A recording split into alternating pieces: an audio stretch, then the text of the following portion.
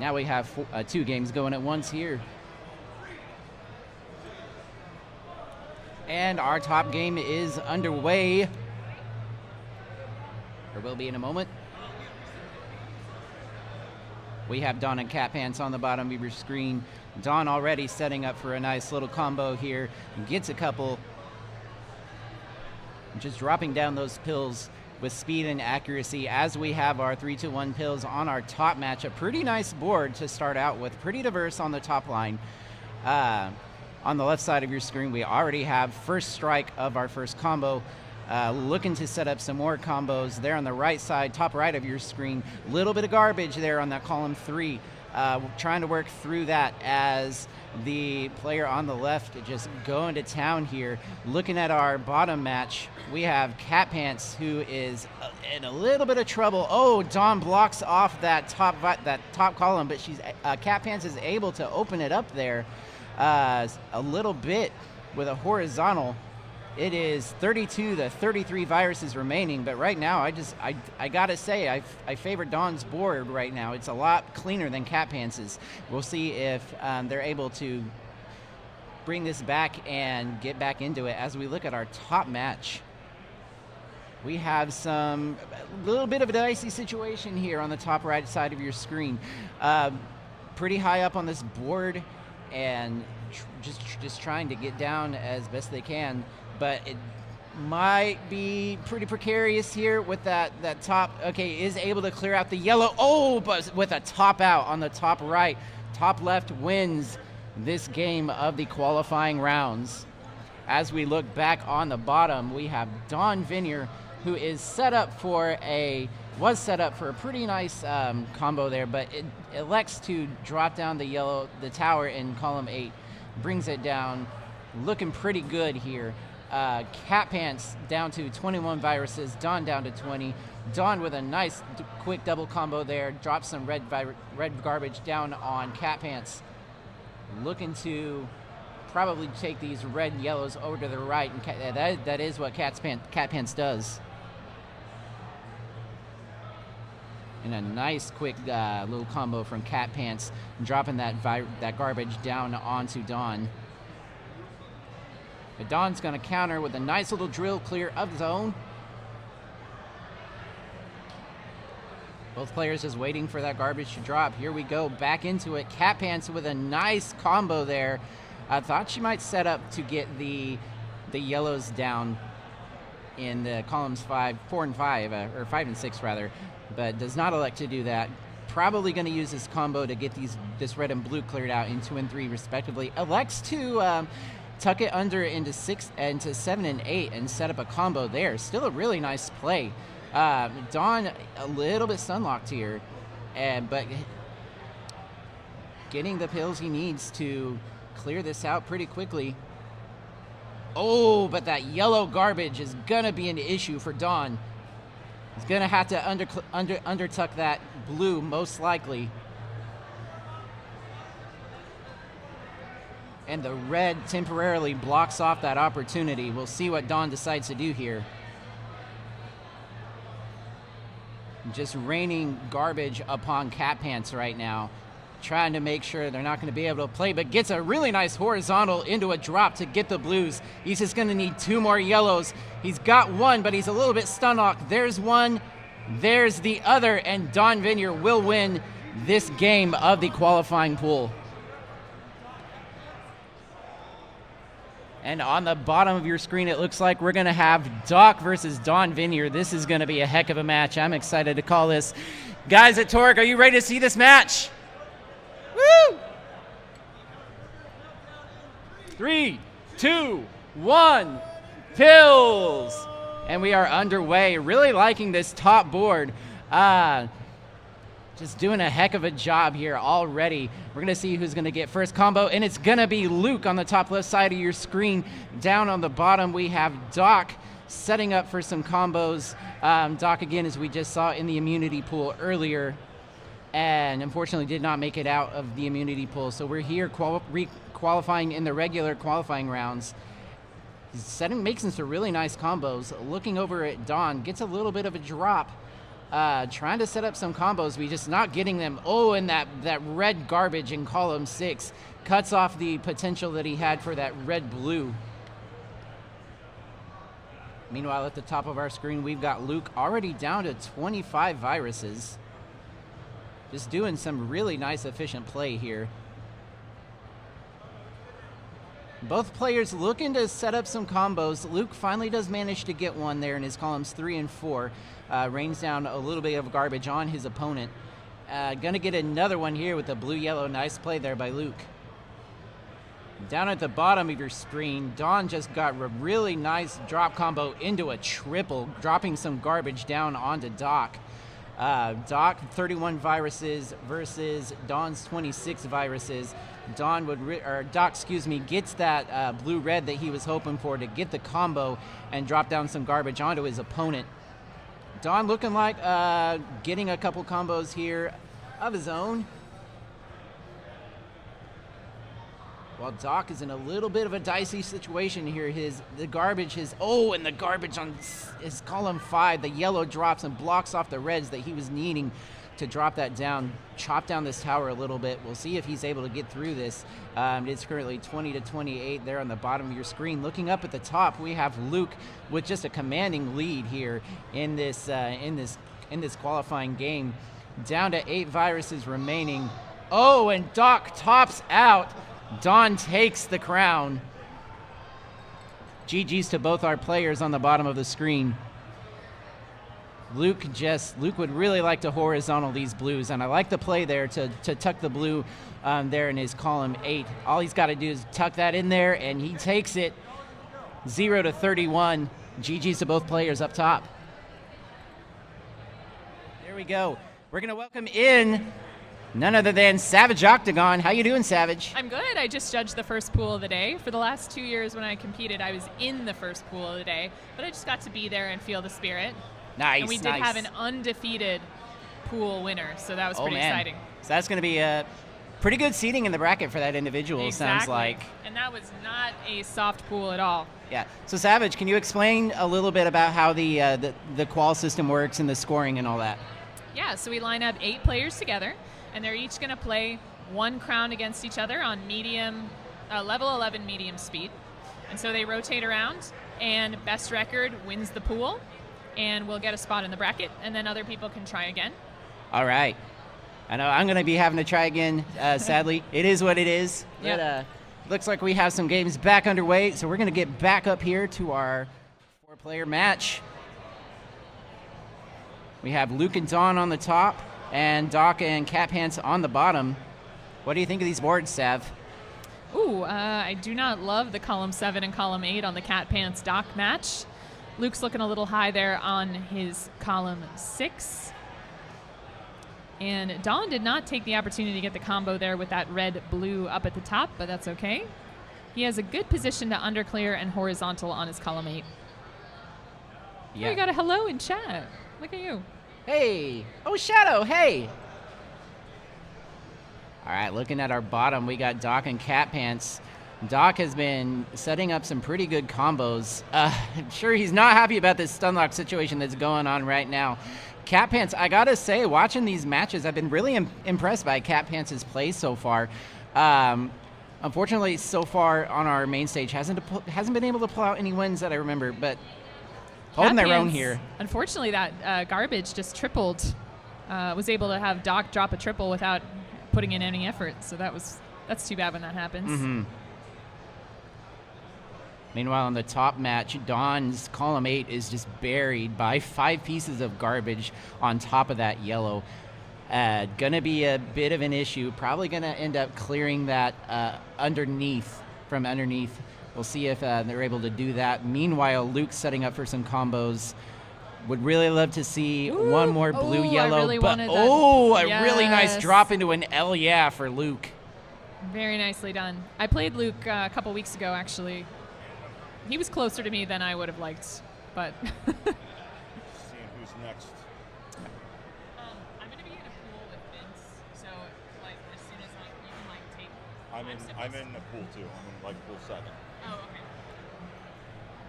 okay. I specifically tried to get into a pool early, so Ooh, Dawn just dropped into a sweet tea. Really nice play there from Dawn. they're judging, so Dawn down to 11, but Luke down to 3.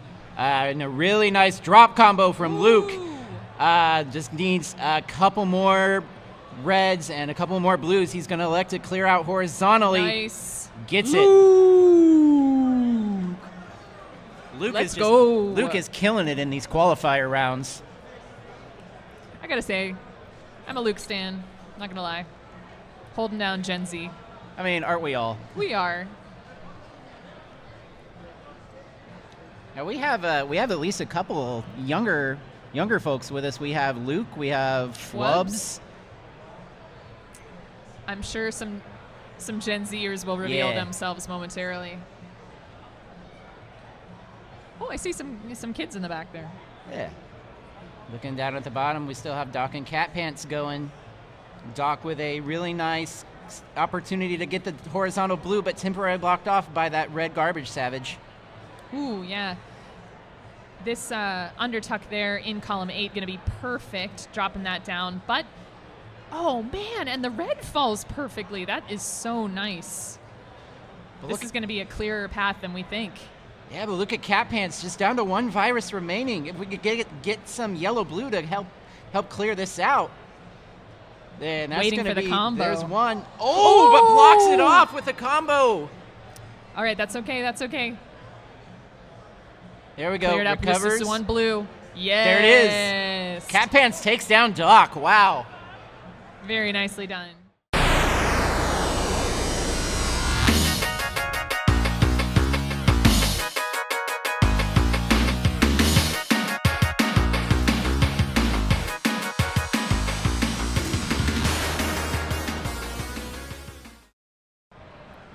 Hey everybody, welcome back. I'm Ook, and look, it's Swang. There he is. Hey, there's our camera. Yeah, the camera. I was All right. like, I'm watching the monitor instead of the camera. Swang, dude, heck, some good matches earlier. How did you do? I was over commentating, so did you? Man, it was a pool of piranhas or a pool of sharks. I'm not really sure what it was, but you're playing the best of the best, and you're going to be put to the test. And both Packy and I, without any spoilers, went 6-1. So it's going to determine whoever cleared more viruses is going to ultimately determine who's going to nab that. I believe number 1 and number 2 seed. Yeah, Since that's we came out with the same record. right. Yeah, the way they were talking, I think up to 7 could have qualified out of that bracket. I don't know the rules. I'm not always 100% on the rules, but that's all right. So I know you were just judging a bracket. How'd that one go? It was fun to get to see up and coming players and seeing the players and seeing some strats I didn't see. It's always a blast to see new people and veterans alike playing the game. It's just it brings happiness to my heart for sure. Yeah. I did one. I had Leviticus in there, and if you've been in this community for a while, Leviticus has been a long running player with us, and he was absolutely just dominant in that group. But there were some really good players that were following up right behind him. So I'd expect to see Steve and Jordana McCann later on tomorrow. I don't know if they're going to requal or not. It's that way. We're running qualifiers till 5 o'clock. We don't have a clue who's going to be going. All right, we got some switching up going on. Oh, Bidwell's in this pool. Hey, there he is. All Bidwell right. on your top right there, folks. Looks And like they we're have headed gone. 3, 2, 1 pills. Let's go. All right, going to be interesting to see with this bottom board what they do. Oh, there's all 3, and this is another case where the faster player is the one who's going to get the advantage. Bidwell setting up combos here. That's not what he wants to see there. He is going to chop that down to avoid that. I think he's going to place it on top. No, he's going to wait for it to get there. A little more opportunity for Bidwell. Meanwhile, we take a look at the bottom here, playing that clean game, looking for some blues and yellows, raining justice from above with that 2 combo. And we've got Bidwell's definitely getting his combo game going on. Looks like we were saying earlier, he's got that 3 high. His opponent did knock it down, but Bidwell firing right back into that. And now Here comes not a cross. I was seeing a cross on the bottom left player. Maybe they didn't see check it. this out, red yellow There for we Bidwell. go. He's going to stack up the column 4 now. That's some danger zone, but again, we get a clearance out. And looks like, oh, that double blue. Little dangerous play there. Player one's in dire need of a blue-red to fire it off. That red-yellow is going to help. Going to drop that down. And, oh, I like that maneuver over to the side there. Really avoiding that danger over on that side. Is that player one. Yes, indeed. There we go. Nice combo. Keep it and on the bottom screen, we got player 4. I like your numbering system. We're going to go with that. Your player 4 is, he's got the cleaner board. But you notice player 3, maybe thinking a little influx, 2021. Got the umbrella strats going. I don't know if that was on purpose or not, but he's got the opportunity for the horizontal on columns 1 and 2. That could be an opportunity. I don't know if he's going to see it. If he does, then that's going to drop a lot of stuff down. It's still going to be a little stacked, but it won't be as dangerous. Although when you look at that 4th column, he has to maneuver everything over to that right side to avoid danger. Any sort of garbage will absolutely destroy the endgame efforts here. So you can see him maneuver to the right just to maneuver his pills here, which if your timing is off with this loud auditorium, that can spell disaster. Yes, so indeed. Come on, one more blue here. Just one more blue. Ooh, okay, he's good. Oh, that's he's tight. Good. That's he's tight. Good. And he's going to make it. All right. Oh, he chopped that down. I mean, still a little bit in danger. It's still pretty high, yeah. That was, he dodged the bullet there. And for check player 1 at the top, he has gotten himself out of danger. He's still got, some garbage going on, but he's going to lay a triple down right here. Over to Bidwell. But Bidwell down at the bottom of his board. He's going to need some yellow-blue help. This red's not as bad because he's got a double red in his next box. I think he was thinking combo, gonna get one. Get the combo anyways, that's great. And just 3 more blues. 3 more blues, and there's 2 right there. He just needs 1 more. Oh, he can underclear it. Yeah, no, that underclear is still safe. He sees it, and he does. Bidwell, with player 2. With the crown. And look at player 3. His board is getting really shaky down there. Oh, it's going to be a top out there. Really close one, though. 17-18. I mean, that's nothing to sneeze at. Yeah. I'm getting. Oh, we got a Riggs versus Bidwell. Oh, this is exciting, and that's actually Riggs' first tournament, if I reckon. Yeah. Riggs fairly local. I don't know where exactly, but I do know that all of his stuff is Buckeye themed on his stream. So that's right. So I'm assuming he's close-ish. Crunchy, thank you with the sub. And you know what? There is no invitation. Yeah, this is an open tournament, so you want to have fun, you come right on out. See, an interesting thing on Bidwell's, he cleaned it up there. He flipped the blue-red over into the side, but that's, it might look like a misdrop, but eventually the skill with versus is learning how to turn that garbage into, as Bidwell says, garbage aid. So any sort of misdrop is not necessarily a misdrop unless, you can turn it into gold eventually, which is very important. Yes, indeed. And I think they are playing. I think this is an actual, the match has started. Let's just assume they're playing. Why not? Let's assume it, yeah. And if not, then hey, we're just getting our vocal prowess fired up there. Yes, indeed. But and Riggs, I was about to say, like a speed it's speed, and I mean that can really, it can be an advantage in a lot of senses, but it can really come back and bite you because if you're a speedrunner, anytime you get that garbage, stun lock. Yeah, side. And I think Bidwell is realizing, oh my gosh, drop it. This guy's playing speed. I'm going to make him pay for it.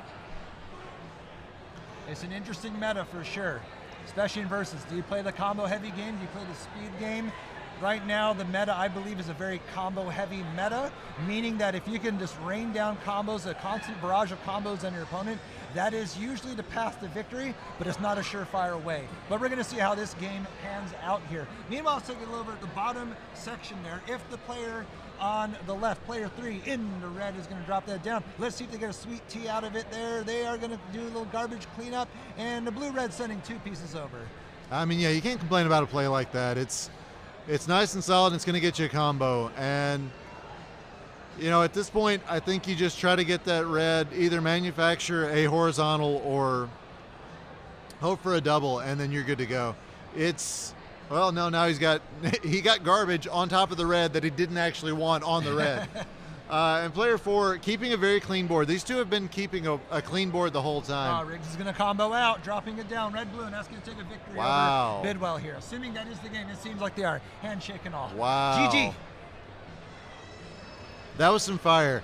And Rick's showing that speed is still a good tactic here, but you got to wonder how that's going to affect him later on in the tournament. It's a little interesting though, but again, the qualifiers are a different beast there. You have a lot more opportunity for your stun lock and your combo drop. So I'm not 100% sure if the speed is going to be there or if, stun locking the opponent is the way to go. But we'll see as more of these matches play out here. Yeah, in our bottom match, player 3's got a very clean board down at the bottom of his board and has already started raining some garbage down. Again, this looks like speed plays. It's not focusing on the combos. It's just get the stuff off the board as fast as possible. Against top level players, that can really come out to bite you, because if you're not continually locking and blocking your opponent, ooh, I like that, I'm gonna go with that, then you can run into some serious problems. But so far in the qualifiers, nice stuff. Horizontally out, that's an excellent way to clean that up. That was the best path to victory there. At least get signed in. I still haven't signed in. We got Bidwell there, bottom right. Is she backwards? I just asked her to put left. Thannax, top left. Against I guess the you're fine and the Vince Slayer, we'll call him, in absence of a name. But they're just getting right into it here.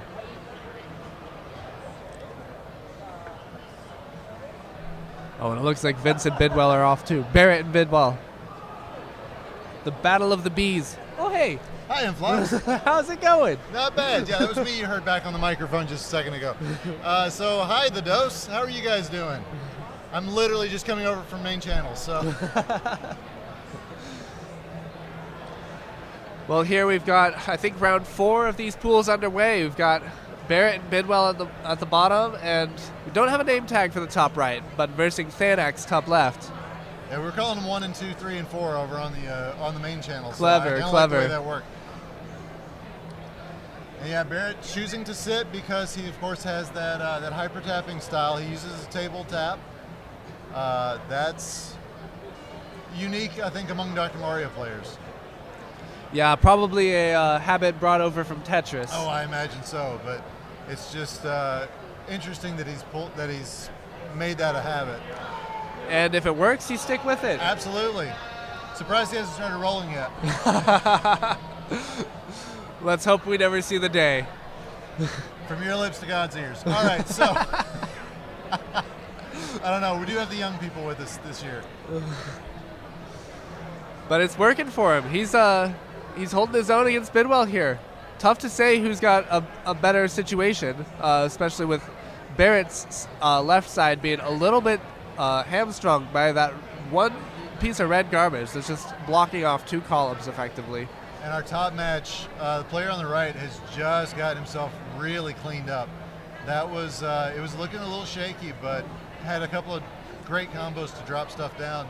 Yeah, he does have a very clean board, and if he's able to just maintain these combos and keep the garbage coming, he might coast his way to a virus victory.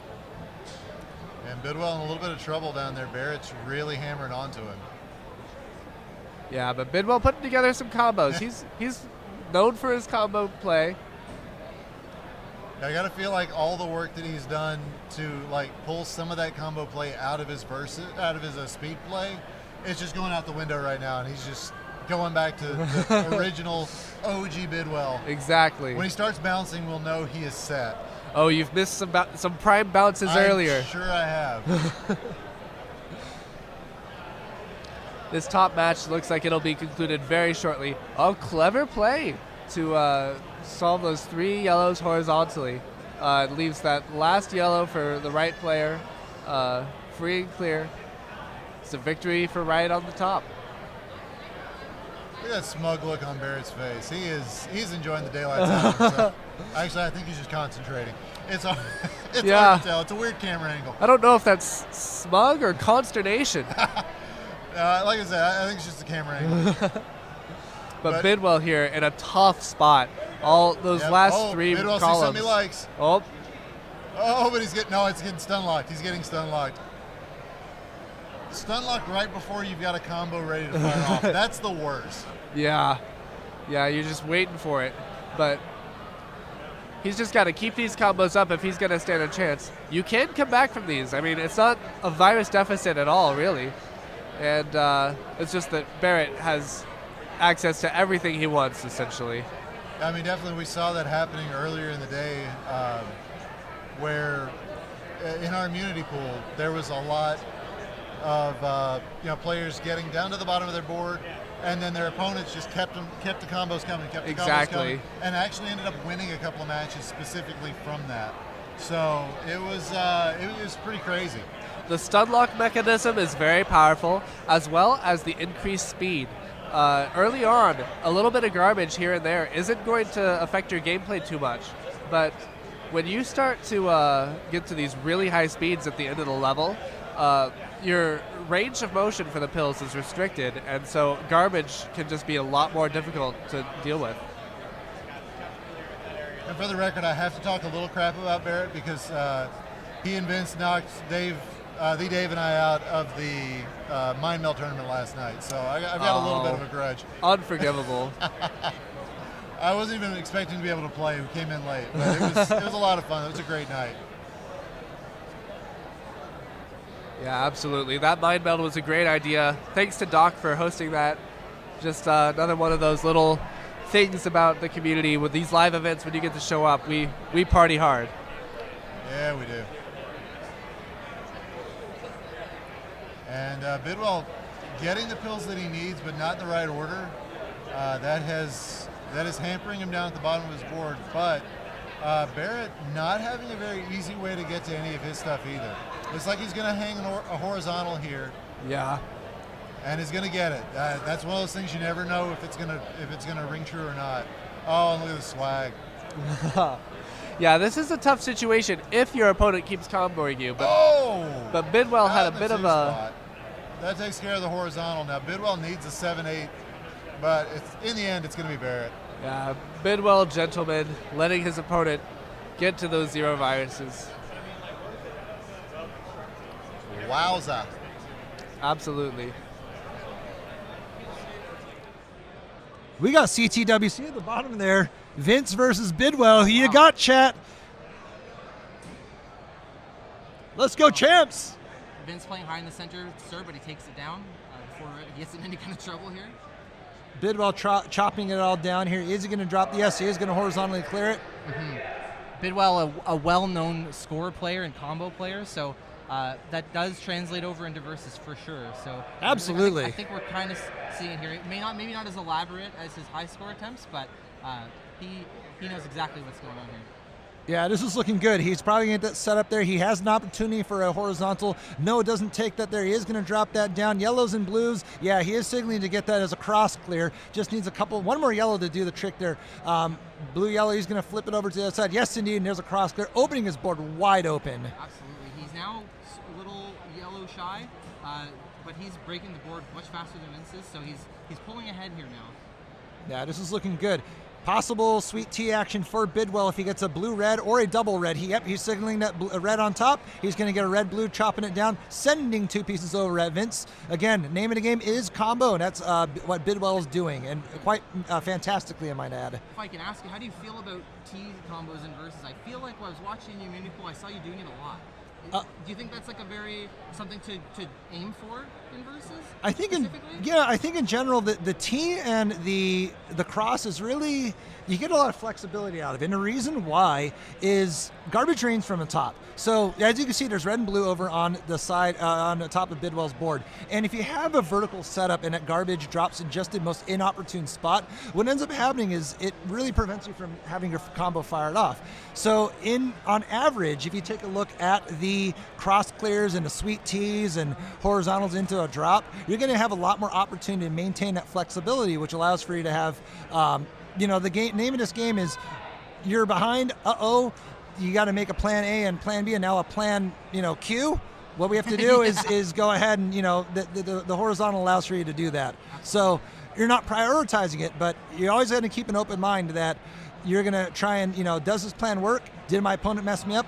Man, they messed me up. Okay, what can we do instead? Yeah, I mean, that's kind of what I was thinking when I was watching. I was like, he just tees a lot, and it looks like they only kind of have like 1 point of failure compared to like a double. You might get 2 columns you could get rained on to mess you up. And I was like, oh, it's so smart. It's hard to sniff them out, too, I will say. Bidwell, yep, he's going to go over there. Bidwell's at the bottom of his board. It's worth noting. But Vince is also at the bottom portion of his board here. That is going to send about 3 seconds of stun time over on Bidwell's side. So any sort of endgame efforts is really heavily prioritized with the combos here. Here comes 1,000, 2, 1,000. Yeah, there you go. Oh, he just needs a yellow. Drops it down. There you go. Woo! Very nice. That was down to the wire, 3-0 as far as the virus count goes. That's really, really down to the wire. All right, so we've still got a couple of matches left, a couple of rounds left in this group. You're going to see who we get next. Looks like Barrett and Bidwell are both going to be on the left. And all right, bottom board has started, top board has started. Man, that's not a color diverse top line on our top match. So we'll see kind of how that works out for them. Yeah, but we already saw Bidwell just 4 of the same pill in a row. He just stacked them on top of each other, and that's an easy combo right there. Yeah, that's something where I think our existing players, the ones who have been in the game a lot more, are going to have a bit of an advantage because they know, hey, you see 2 double reds, there's probably 2 more coming. Yeah. So the first one you put down, the second one you put down, the third one you start in a combo. You start thinking, how can I set this up to just drop all 4 of them down in case 4 more come out? And when the pill is not useful on your top line, sometimes players will try to like tuck it in or whatever. But if you can just like create a new top line, essentially, place it where it doesn't fit. This is versus. That will be very useful for combo fodder down the line. I mean, look at what Barrett's doing in the bottom match. He's already down to 18 viruses, and you can tell from his opponent's board he's put some garbage to him. His opponent, though, getting some good combos there and able to make some smart plays, move it right along. But yeah, Barrett definitely has this one in hand. I don't know about one, but definitely in the driver's seat, I should say. Yeah. When you're in this situation as the bottom right player is, well, not anymore, but you got to be careful about that hang on the right. If you try to hold right over while a pillow is coming down, that could just be an accidental top out. Yeah, and Bidwell, you see, down to just 4 viruses himself. That's just speed play, I think. Yeah. He's not throwing as much garbage down on his opponent as what you would expect. He is, but if you get a favorable board, sometimes that's just the way to do it. Combos will come when they come. Just get the board down to the bottom, and Bidwell takes the win, 27-0. And you can adjust to your player too. Like if you feel like you're getting garbage, it's kind of a natural reaction to when you're clearing that garbage to combo back. But when a player is just letting you play your game, it's a lot easier to just transition to a speed style, focusing on the single and double clears. Yeah. Now Barrett's got some opportunities here. I think, yeah, he's thinking horizontal. He's going to have to get this other red, and that garbage is perfect for him. Absolutely. He needs a red and then a blue in that order. That's the only way it's going to work. He's going to get it. And good game. And he's out 28-0. Wow.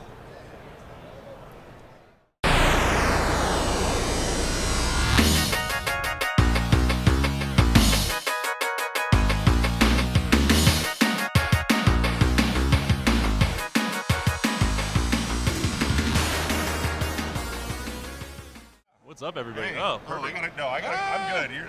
Hi, everybody. It's JB and Vince Hey, show. kind of Vince show, yeah. I cannot guarantee that there will be order. There may be a lot of chaos, but we're here. I'm enjoying my I got some hydration. How you feeling, JB? I got a little headache Yeah? because we've been doing a lot of hard work, and I definitely haven't been hydrating all week, so I'm working on that right now. So we're doing it now. We got to sit down, a little break here. But yeah, DrMC 2, here we go.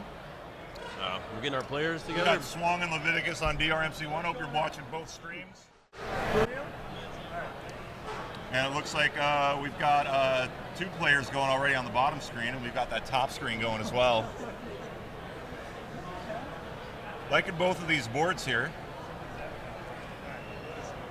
Top lines have been tough. How did you do in quals today, Vince? I went 3 and 4. So I went 1 and 6. Oh, wow. So I'm going to have better. to requal again at some point. I looked at the leaderboard. I'm in 40th place. Nice. I'm in not place. I was a little upset, though, because there was one of the players readjusted the TV to go lower and sat the whole time. Did you file a formal complaint? I didn't think it was fair. Okay. So. Well, you know where they sleep at least.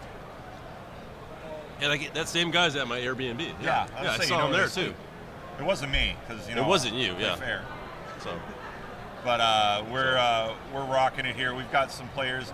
Not familiar with any of these players, and that's kind of the beauty of these live events is you have a lot of walk-on players. As we've got some clearing going up on top here, our top right player or top left player, and it looks like he's getting stacked up here. There's some good combos happening. It's getting a little spicy for the top left. We got a top out. All right, so our right player wins over there. Fantastically done. All right, let's take a look at our bottom match.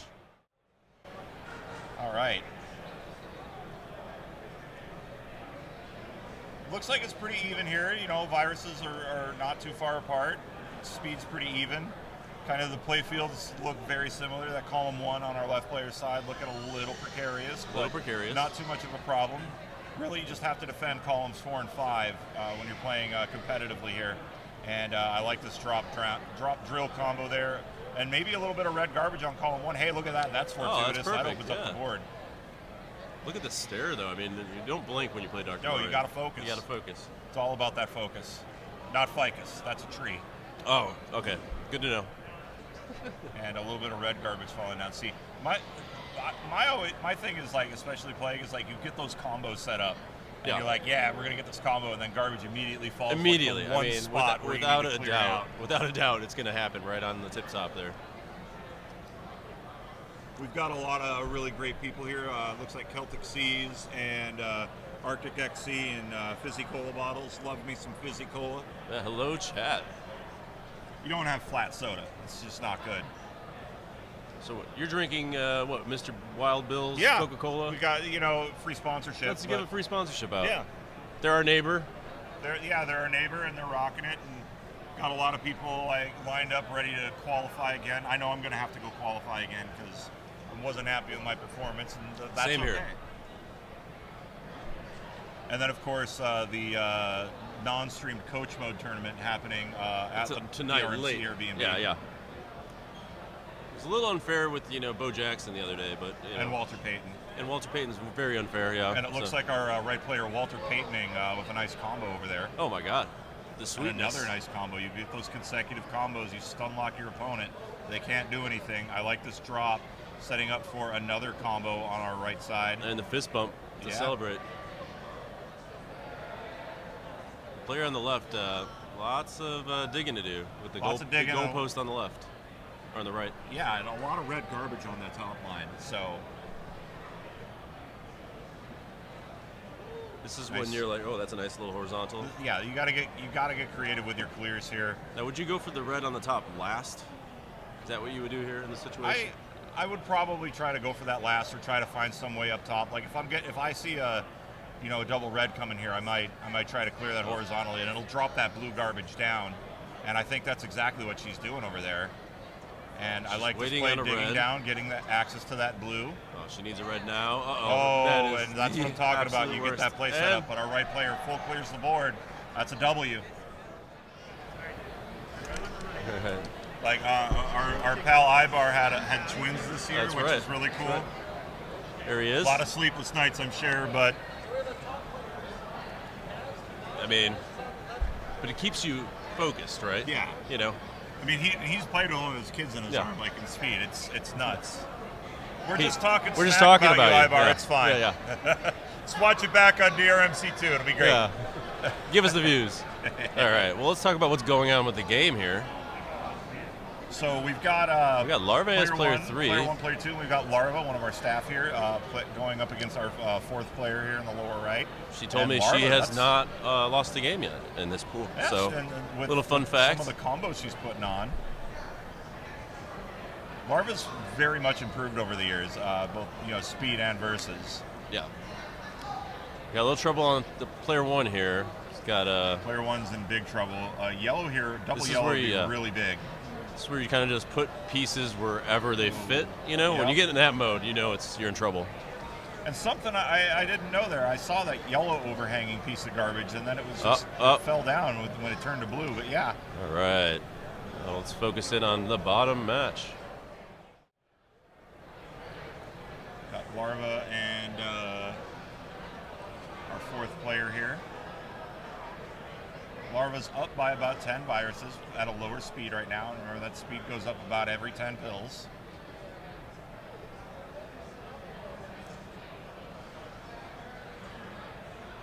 Oh, she missed the combo. Oh, but that double yellow, that likely means, oh no, with that blue garbage, that's going to be dire for her. She's going to be under clearing a lot here. This is what player 4 needs this,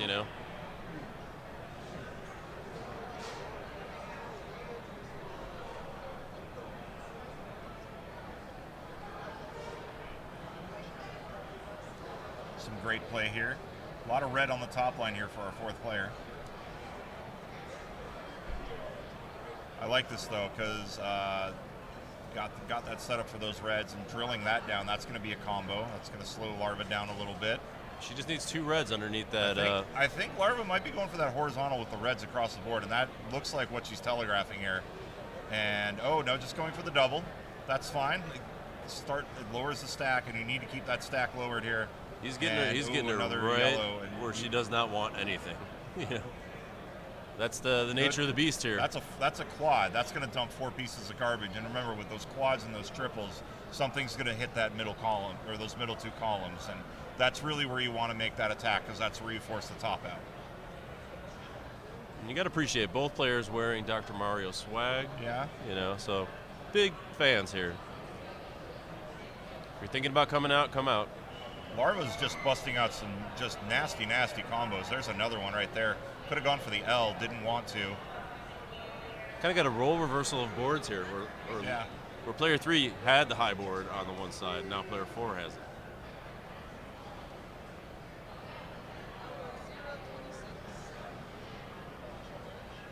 Larva to 9, and that speed's getting up. Yeah. Oh, look at that! Beautiful clear by player 4. That whole middle is now gone. Seeing Larva might go column 6 with this. Yeah, that's exactly the play. Setting up for another vertical, getting another throw down, and dropping that yellow garbage onto player 4's board, and now cutting off a lot of player 4's opportunities here. But player 4 is going to get that clear and is down to 15. Larva down to 9. She's maybe looking for another horizontal on these reds. And that's going to get a nice drop, nice combo there. When the yellows drop. Blue's tough, but another piece of garbage. Where'd it go? Where did it go? Yeah, exactly. Beautiful. And now I'm thinking with this, she's going to... Oh, might have stuck that up in column 4. Yeah, to keep the 3 reds open. Yeah. Keep the reds open, but now possibly, a double blue here could really open things up, get another combo. This horizontal middle part of the game where there's a lot of garbage on both players' boards, these players are looking for opportunities to clear viruses, but they're going to be setting up in open areas for clears, as Larva's demonstrating, and absolutely burying her opponent right now, but almost a Khaled combo. If she gets that herself there, but she's looking for a red-blue. But still, this is a lot of work to do. Right, you are, Vince. That red is buried. She's set up for horizontal, but she's got to dig down to it. Oh, and that combo is going to come right back at player 4. He's going to have to go on a little bit of an excavation here, but he is setting up combos, trying to buy himself some time. That's the good play, getting the short stack off the board down to 9 viruses. Yeah, he needs the combo here. All right. Larva here is going to be down to just 2. They're going to be reds, and one's buried, and one has to be undercleared. That double yellow is humongous, and this is a great play as well. Now the red is open, and blue right into the well, because that's just how it happens here. You gotta love when that happens.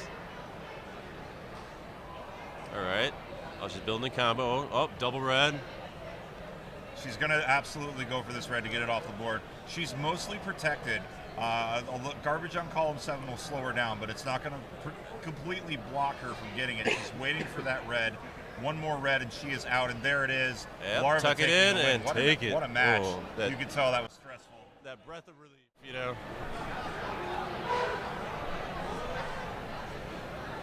Yeah, that was a big one there. Quite a match. GG's player 4. We got Flubs judging this stage bracket, or this stage group here. Hey, we have t-shirts for sale. We're just getting together, $25 a piece. And I'm back. Free entry and free snacks, but we do appreciate your financial support. Buy a shirt for cool community design. Shirts for sale, everyone. Yeah, they're pretty nice too. I've seen the design. Come on down to the Bricker Building. The Bricker Building. Chris Bidwell will personally shake your hand if you show up. And probably give you a hug. Yeah. Probably bounce around. Welcome to the Manning cast of DrMC. Yeah. Yeah, the JB and Vince show. We're talking about each other. Yeah. Not ourselves. And the players, you know. Fake brothers, yeah. Chris Bidwell coming over to yell at us. Yep. He's not enforcing the sitting down rule. The standing only. No sitting allowed. I don't know. I've seen a lot of players using chairs. I remember when we had to do commentary standing up too. Yeah, back in the old days, yeah. That's completely not true. Anyways, taking a look at our action here. Player 3 in some dire straits. A red here would be helpful for them, maybe to clear some garbage down. And look at this double yellow. Yellow-blue, tough play. I like that. Drop the stack down a little bit. Here we go. That's huge. Getting that combo set up. Well done. Yep. Making that board look a little bit less messy. Back in business. We've got player 1 and player 2 in an epic battle here. They're pretty close. Actually, player 1 is dominating right now. I was looking at the wrong number. Speed is close, but it's a 20 virus gap here. And kind of the same story. It's a double-digit gap on our bottom game as well, with the enhanced camera angle that for our top game as well. We got 3 players representing player 3. That doesn't mean 3 players. It's just our third player here. Yep. Yeah, we'll be better with the cameras tomorrow, with having dedicated staff on them. And we'll have a Dr. Murray Museum going tomorrow as well. Oh wow! Yeah, I'm excited. Is that free to attend? If you have your TORG pass, yeah, you can come down and attend. And come attend TORG, buy some stuff. I bought an Xbox fridge. You bought an Xbox fridge? I bought an Xbox fridge. Today? You're taking that back home? Yes, back home to Philadelphia. Oh my God. What'd that run you? $50. That's a pretty good deal. And I'm making the joke that I bought an Xbox for $50. Does it work? Hopefully it doesn't red ring. I think it's an ice box, not an Xbox. Xbox Icebox. Xbox Icebox. Player 1 taking the win up top here, 24-0. That's a big win. Big win. What does that get you, like 80 points or something? It's going to get you a lot of points here. Yeah. Taking a look at our bottom match. We've got player 3 and player 4. I feel like player 4 has just been in that spot the entire pool here. I believe so, yeah. And down to his last 5 viruses here. Gets a nice L clear. A quad for player 3. Oh, and then she gets that yellow right on top, right where you don't want it. Yeah, and 4 pieces of garbage coming down on player's 4 side. Looks like player 3 trying to stymie player 4. And it's column 3. Let's go. All right, there we go. Now down to 2. Yeah. So what's the formula for where you get the garbage? Do you know? Is there one? I don't, not exactly, but the only thing I do know, excuse me, my voice is going. The one thing I do know is if you get a triple or a quad combo, you will have a piece of garbage fall in those center 2 columns. In the middle, time. yeah. So you definitely want to be firing for triples, firing for quads, while also trying to play efficiently. Like, virus clearing really is not even the priority. It's just getting down the board. And opening some space up and comboing. And comboing doesn't necessarily involve the viruses, but it sure does help. As we see, player 3 here is making a big comeback. But needs a blue. Going to need a combo, and it's not going to happen. 8-0 there. Great storm there by player 3. But. Okay, I think on our bottom screen we're going to have Larva versus Trixie. Yes. Honestly, 2 of the players that I've seen some impressive play from so far. So I think this will be. Yeah, fun. this is going to be I think maybe one of the best matches in this particular pool. They've been playing absolute fire against their opponents here. The few that I weren't able to see, I'm assuming that they were playing there. But yeah, Trixie playing on Fightcade as well. Yeah, really improving. We'll take a look at Larva, and both players with a very similar opening, but Larva actually drawing first blood over on Trixie's side. I assume this is real, but yeah, both players are off to actually a pretty even start here. Trixie's like holding her own against Larvae, not letting her pull away early as she's been doing. And unfortunately, I was trying to read. My glasses are not as strong as they are, so it'll be Yoshi versus player on the top left. I see two names on a name tag, and I sadly Ranger? can't. Maybe perhaps. Ranger question mark eking a victory over Yoshi. You don't need to know his name. You only need to know his results. That's right, yeah. Meanwhile, take a look. Oh, dropping that combo over on Trixie over on Larva's side. So, yeah.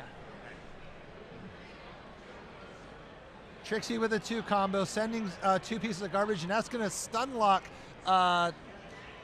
Larva's side for about 3 seconds, especially that gap really at the lower portion of the board here. But Larva responding back, sending 4 pieces over on Trixie's side. Mm-hmm. She's unfortunately had her setup blocked here on column 5. We'll see how she chooses to address that. More garbage on column 5, very unfortunate. Meanwhile, Larva's board is very open. 2 double blues. Oh, I was hoping I saw that there. That's okay. Is there going to be a sweet tea? No. She's going to make a Hammer of Justice. Hammer of Justice, baby. Let's go! Hammer of Justice.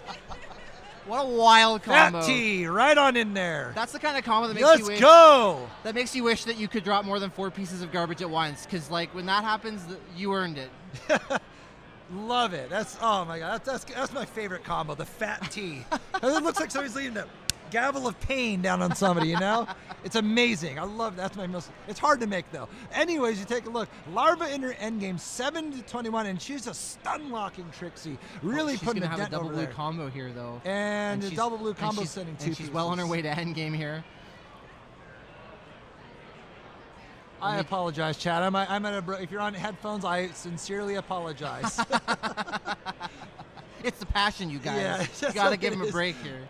But we have Larva winning 0-21. Not without not uncontested though. That was one of the best combos I've seen this pool for sure. Hey, that game didn't disappoint though. Not at all. We're like, that's gonna be a fire match, and it was a fire match.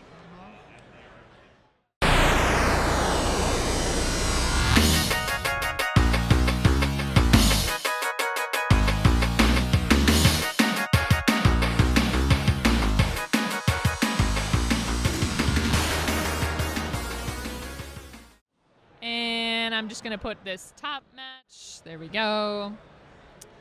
And we got Floyd and Ibar there in the top. Oh, nice and big.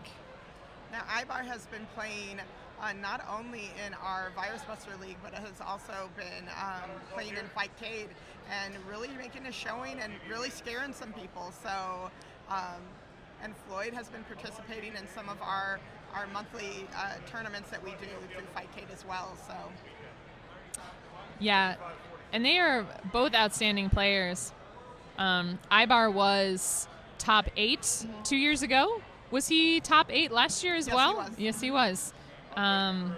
He's wanting this. I've talked to him, and this is the year. He has his family here rooting him on, and definitely wants to make a showing for his kids. Yeah, improve on that performance from last year. It is 28-28. Let's see. Floyd getting some doubles rained down on him at the moment, but sends one back over to Ibar. Now, this is kind of the dangerous part of the board potentially for Ibar. Look at how clean it is. He's not, he doesn't have a lot of combos open, so he's going to probably have to wait until Floyd sends a lot of stuff down for him to make his next moves. Yeah, one of the things, like when you do have a messier board, you can almost see combos that you can use with that trash a little bit easier. And so when you do have that clean board, it just doesn't give you the fuel for that fire to send over combos. Oh, and thank you so much to our Raiders, Monthly Tetris. Welcome in. Oh, wow. You are seeing Floyd and Ibar battling it out at the qualifiers of the DrMC 2023 Championships from TORG Gaming Expo in Columbus, Ohio. Yeah, thank you everybody for coming in. This is the match to watch right now. We are doing some, they are doing some fantastic stuff. Floyd is bringing this back here, trying to make it even. Has a cleaner board setup, I think. A lot less trash on his side. And just down pressing a lot. You can see that his speed is at 33, where Ibar is only at 31. Yes, and we hear that, Betty, your volume is not as loud as it could be. We'll try to work on that in a little bit, because you have a lot of valuable things to say. Yes, and the speed does increase every 10 pills after the first 8, I believe. So the fact that you see Floyd's speed at 34, he's turned over a lot more. Yeah, and Ibar is needing to dig here. But I think this is also a game where you don't necessarily have to dig. You can also top out your opponent, and that's kind of the choice you have. Either win by clearing first or win by topping out your opponent. And I think Ibar's strategy should probably be the latter of those, especially with that column 3 drop, or sorry, column 7. But Ibar is known for being able to get the pills over quickly at higher speeds. So he's not going to give up on that side, but definitely needs to switch to more of a probably combo strategy.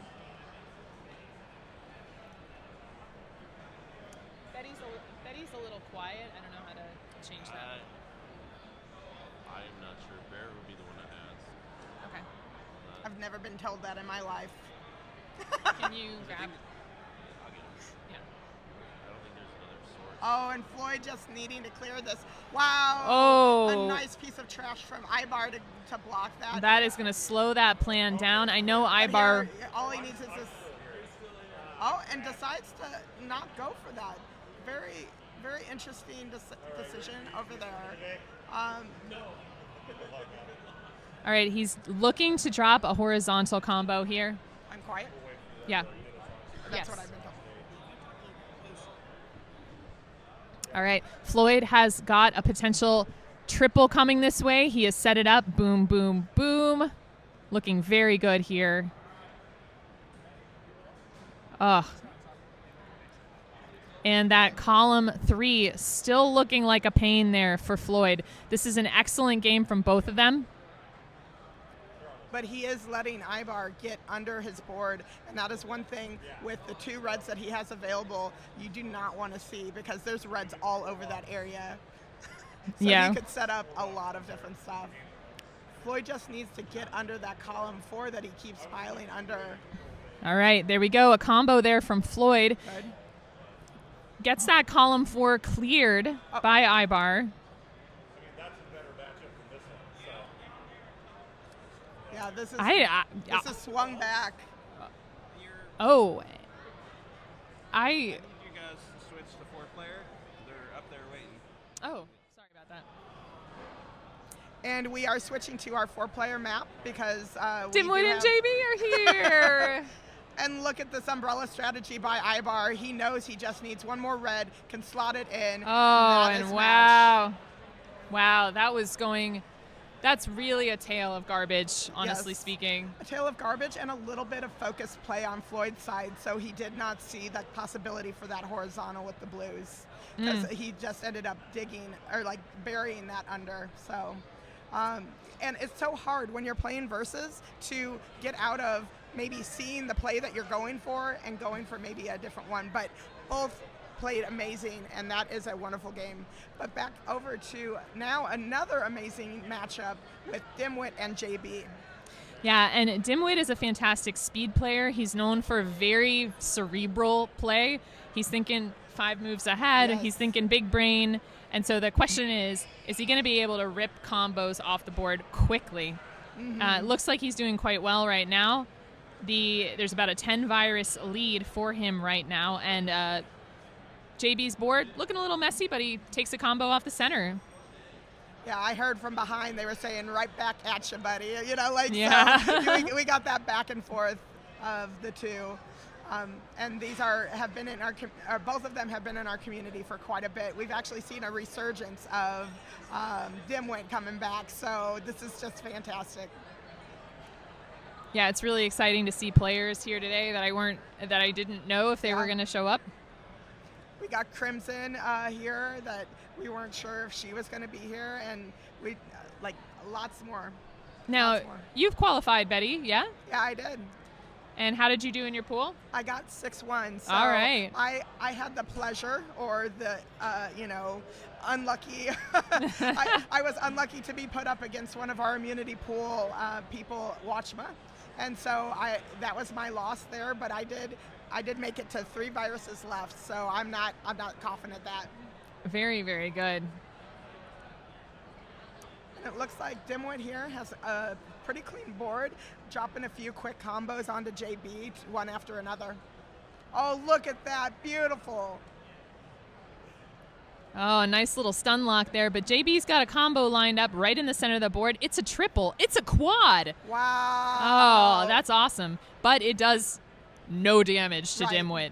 Yeah, that's exactly what Dimwit needed. And he's got that horizontal set up at the bottom. He is free and clear. And look at that, another blue in a good spot to clear Oh, that. wow. 2 reds, and Dimwit is winning this crown. Yeah, 2-17. And the scores in qualifier, not only does your record count, but a score based on how many viruses you took your opponent to. Oh, and we were really focused on that Dimwit JB match. Floyd has started. Yes, Floyd is winning against another player. This is challenging to keep up Can with. we read that name?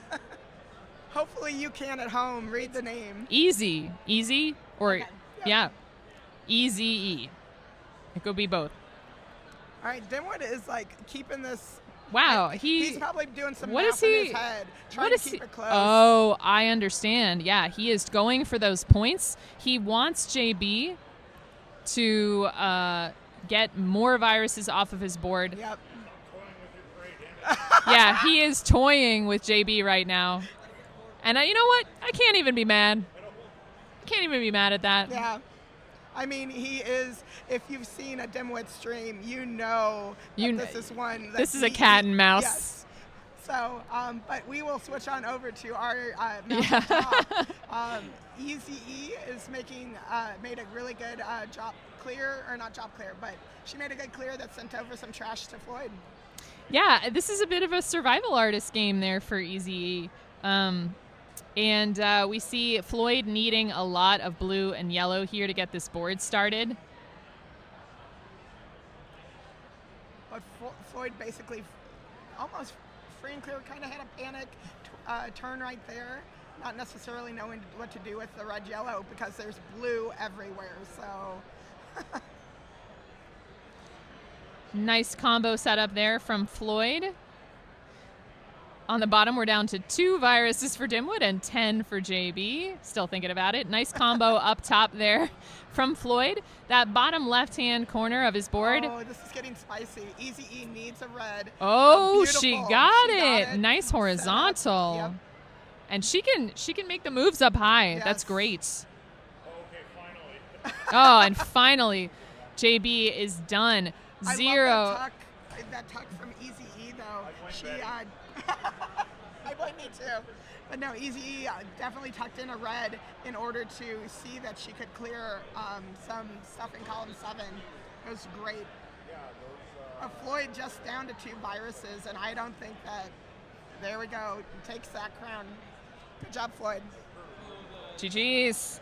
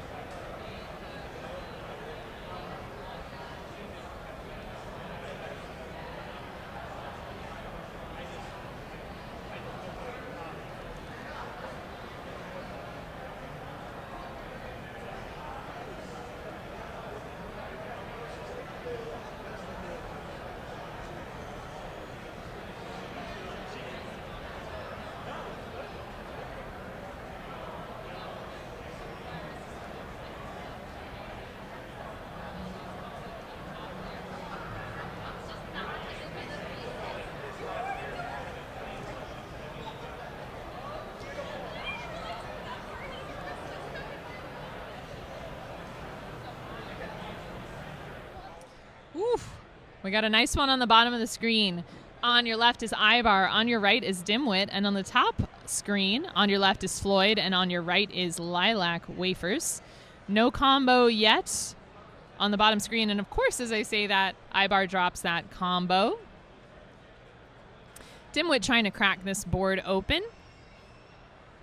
Nice triple there from Floyd up top.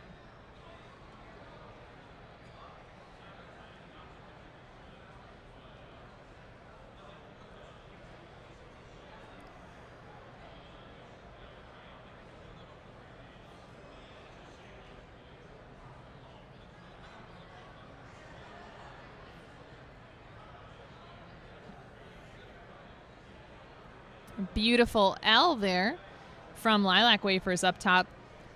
Floyd 31, Lilac at 32. On the bottom of your stream, Ibar at 30, Dimwit at 32. Ibar a little bit spired there in column 7, but it's now a triple. Ooh, but unfortunate garbage there on column 7 from Dimwit. Great L, yeah, there from Ibar. The great thing about players like Ibar is, and all the players that you saw in the immunity pool, just anytime garbage drops, they're able to find an opportunity to turn it into something really, really useful. So me announcing about garbage doesn't necessarily mean that there are any problems.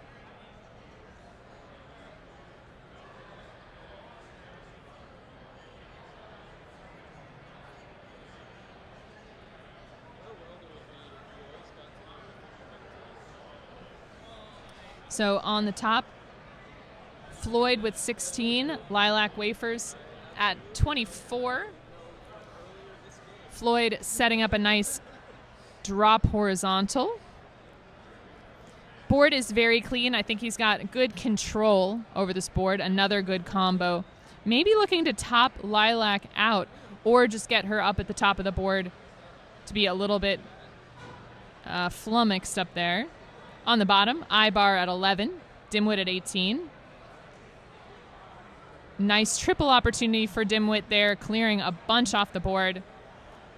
Ibar's column 3 looks a little bit stacked up, but notice he's got an amazing horizontal opportunity with those reds. Now it will drop quite a bit of garbage down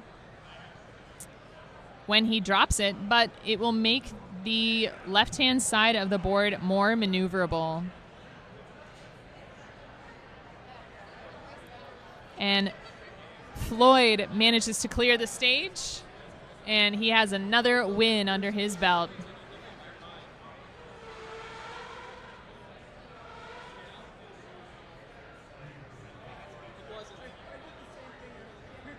All right. Ibar and Dimwit. Beautiful fat log there from Dimwit. Oh, but a very serious missed drop on the left-hand side of the board. That's going to give Ibar plenty of time to get this going. Now that red in row 4, column 2, it's going to be a little bit challenging to get to, but as soon as he gets these blues cleared out in column 4, he'll have the horizontal opportunity.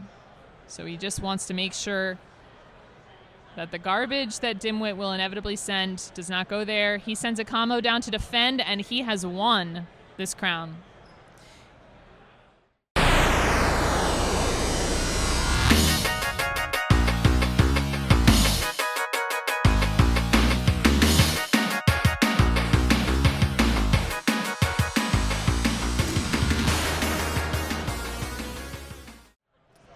All right, we see Dave Smith says. Oh, and we see the mother-son pair that I played earlier. Ooh, okay. I'm trying to get a reading of the name tags here. Okay, uh-oh. We see Mad Dog. Don't worry about it. There you go. On your top left, you have B Money up against his mom.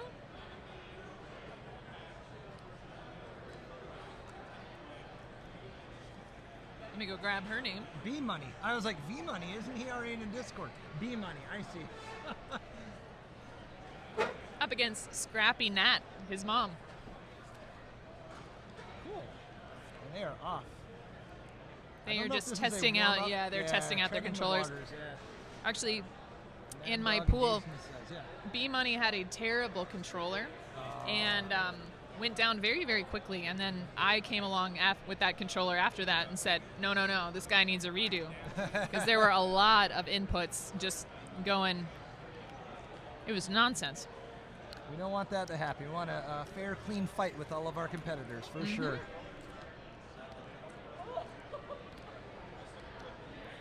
And I'm not sure if this is the official game, but B Money dropping the first garbage on Mom, and she's responding right back.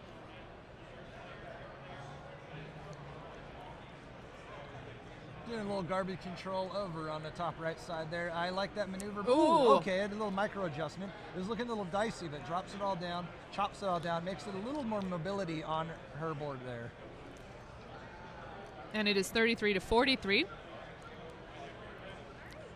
B Money's first and 8th columns going to get a little bit tough to maneuver, especially that column 8 as the speed gets higher. And at the bottom, you see Dave Smith Says and Mad Dog battling it out. Battling out, duking out. I think they're testing it out there. Yeah, it looks like everything was all vertical there. We're not going to get a reset, so. Yes, I got to say, nothing's quite like a mother-son story here. It's where a lot of us got our beautiful, huge beautiful over there. tee, Amazing. yeah. And taking advantage of that double red blitz. Very cool. Drilling it down, creating a little bit of verticality there. I do like her board over B Money's board. There's a lot more plays, although there's combos upon combos ready to fire off on B Money's board. And that stun lock's going to take about 3.5 seconds to finish that up. On the bottom screen, nice combo there from Dave Smith Says. This game just starting to get open. If he gets another red, he has a beautiful tee down the center of the board. It's about 30. 28 viruses to 41. But Dave's garbage falls perfectly there for Mad Dog.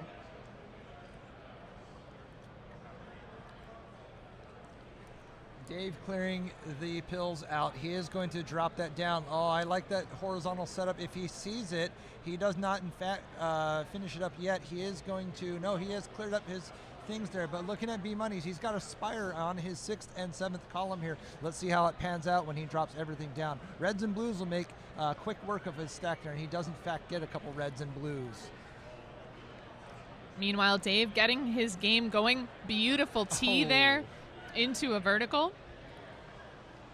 But Mad Dog is set up for a combo, drops it down, and has another horizontal, but it gets wrecked by that little piece of blue garbage. So Dave Smith really finding a nice way to tunnel through this board with yet another combo. Whew. Dave Smith just going on all cylinders and just firing combo after combo, and it's really tough to escape the grasp of Dave Smith Says and his gameplay here. Dave Smith clearing things down. He's going to get down to his final 6 viruses. And it's a top out, unfortunately, on Mad Dog's board there. And on the mother and son match, it looks like Mom has the upper hand right now. She is ready to go. She's going to have to underclear that red in column 8, but she can leave that until the very last. It is sheltered and protected. She does have to prioritize correctly to clear all of these reds and blues out. And that is, in fact, what she is doing here. Still setting up the yellows and blues at the bottom for some combo potential. Clearing up the yellows and bringing it all down here. She's down to her final 7 viruses, but it's a game because B Money's at 8, so it's neck and neck going into this end game. I still really like her board. I do not know how she did against him in the pool that I played with the 2 of them earlier. But yes, drop that double. She didn't go for that double blue, but she gets another opportunity. Jinx. She's going real gentle here. Yes, tuck that red. GG doing Jinx Me Savage. Oh, I gotta buy you. You gotta buy me a Coke. Oh, she's taken out the opportunity for that beautiful tuck. She is gonna have to formulate an alternate plan to get to that red, and she has left B Money with a clear path to the finish. Just needs 3 more reds, and he's got them. Whoa, that's a GG. Oh, a nice handshake. Come on, give him a hug. I know he beat you, but. Oh, man. GG across the board. GG's. As we have, 7 hours of uninterrupted Dr. Mario coverage. The NFL will not sue me. But take a look. Player 1 here in dire straits and is going to top out. So our second player, and that rocking that silver leather jacket, they're going to take a win. We got players 3 and 4 as well. And the thing I'm noticing is a lot of these players are focused, but I've seen a lot of smiles. Like, everybody's really happy to come out and play some of the best. I had that during a couple of my, matches, very focused, but then, Betty would say something, she would cheer for me something, and I would smile. Yeah. Because this is my favorite game, and I like to have fun playing it. And to me, that's fun. With Coach Mode, of course, being a close second. But we've got player 3 here, 26 viruses. Player 4 has a slightly cleaner board, and that clear over in column 6 definitely going to help, as they're at 31 viruses to go. But player 3 does have the virus lead, but I would give player 4 the benefit here, as their board is cleaner. I would too. Board health, very, very important, as we're getting our scores recorded on our top game. We'll have a new game for you up there in just a moment. And player 3 now maybe a little bit more advantageous here. Double red would be huge for them. They can get that horizontal clear, and when you're playing versus Larva, it's you don't mind dropping garbage on bad plays, like we saw those 2 blues go down there, because you can convert that into a combo. Exactly. That's actually something that Packy has said for a very long time, is there's no real garbage in versus, just future potential combos. Yeah, and look at this. Wow. Triple, I think that's a triple. And triples and quads, very important, because that will guarantee a pill fragment to drop in that center column. It's a lot more better of a strategy early on in the game, but if you're able to get that off, you could potentially top somebody out late. And top outs, obviously, you would love to do. That gives you the win. But getting those virus clears, really that becomes more of a priority once you're about halfway through the board, I would say. And there are some times we saw with the, even with the immunity pool, some of them could not top each other out. So at the end of the day, at the end of that, that one race, it was a race to the bottom. Who could clear all of their viruses first? A lot of red there. A double red would be I would. That's what I was thinking. I would love a double red for that player 3.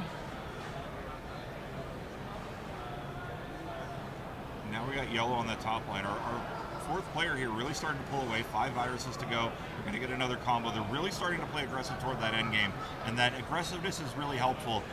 It gives you that extra time to get things cleared out. If you've got the opportunity to get things cleared out without anything interrupting your play, you're going to go for it. And player 4 is going to take that win at 0-17. That was pretty touch and go early on, but a good pull away there. And our 4th player, I don't have our names handy. I do apologize. With a big win there. Very nice. I love the combo that I can see on player 3's screen right now. Do you see it? That great. A blue-yellow would have just really wide L triple. All right, so I have no idea. So this is still our same pool from earlier. We've had the opportunity to see 4 matches, 5 matches. I'm not 100% sure, but trying to get a glimpse of the players' names to keep you all in the loop. Looks to me like the player on the top left will be Lane, facing off against Mad Dog on the top right. And then at the bottom, we have Tim on the bottom left and Dave says on the bottom right. All right. And it's hard to tell Even when you're mid-pool. Oh, my gosh. Sweet tea into oh, a my monster combo. gosh. Dave Smith said, I'm wasting 0 time. Wow. Yeah, it's hard to tell even when you're in the brackets, like how many games are left. We got done with my my 7th one, and I looked at, I was Rob Burrito. We looked at each other like, oh, we're done. Okay, cool. So, yeah, these brackets go by pretty fast when you're playing. But yeah, a lot of good play going on here. None of our players in really like critical danger, and that's what we like to see. Yeah, the early top outs where players are trying to avoid, you'll see that you won't see nearly as many top outs with the level 11, but you know, it's not like we won't see them. But what we are seeing is we're seeing Dave Smith combo is going to drop down. Is he going to, I see he's doing, drop into the, no, he does in fact, I like that even better there. Sweet tea drop onto Tim's board. My gosh, yeah, that was, that dropped in a way that I wasn't even looking at. So, yeah, Dave Smith proving that he is who he is. I mean, this is what he's going to do. Nope, it was going to be a fat log. It is He had not. to break it. The combo breaker from Tim. Yeah. He is going to drill it down. It's a smart play, and he is going to set things up, sending 2 pieces and another 2 pieces over on Tim's side. And our top board looks like Mad Dog has got her way down into her board, and that's a good place to be. A lot less likely that you're going to get topped out, but it's a lot longer for the drop time. So, any combo that Lane can get is really going to be dangerous for Mad Dog now. Great combo from her, though. Lane sending 2 pieces of garbage over on Mad Dog's board. I like the flatness of Mad Dog's board. It's going to allow for a lot of maneuverability and clever stacking of the pills if she can really capitalize on that. She holds a 8 virus lead over on Lane, who has a little bit of a spire issue in that center well. He's going to have to address that soon if he wants to avoid danger. Yeah, I feel like, yeah, there you go. We He is go. gonna, Nice. I felt like tucking was going to be the best thing for him there, but it's just a matter of, I don't know how much he's played the game, but I know with a lot of newer players, the question is it A or is it B? Is it A or is it B? And until you get really, really comfortable with that, and you can tell I'm kind of fooling around with the A and B buttons. So, good job getting that knocked out. And meanwhile, at the bottom here, it says combos upon combos. Tim sending 2 pieces of garbage over on Dave Smith's side here. gosh. Dave with another Dave Smith style combo. Sweet tea into a drop, sending 4 pieces of carnage over on Tim's side. Lucky Dave is that you can't break the game in verses. Granted, you can't really break in medium either. Trust me, I've tried. So I think you can. I think it's technically possible, just not at the levels that we usually play. Somebody won something here. Yay, but speaking Raffles. of winning, we also see Mad Dog winning over Lane's side at the top there, 11-22 victory. GG's to Mad Dog for that. And, Dave Smith with a mess of a board, but it looks like a Dave Smith board. In fact, 1, 2, 3, that's going to be a triple combo coming down. And he's got himself set up for a double as well, or a horizontal as well. Maybe not. I don't know. I've already played, so my brain is already done with this. Yes.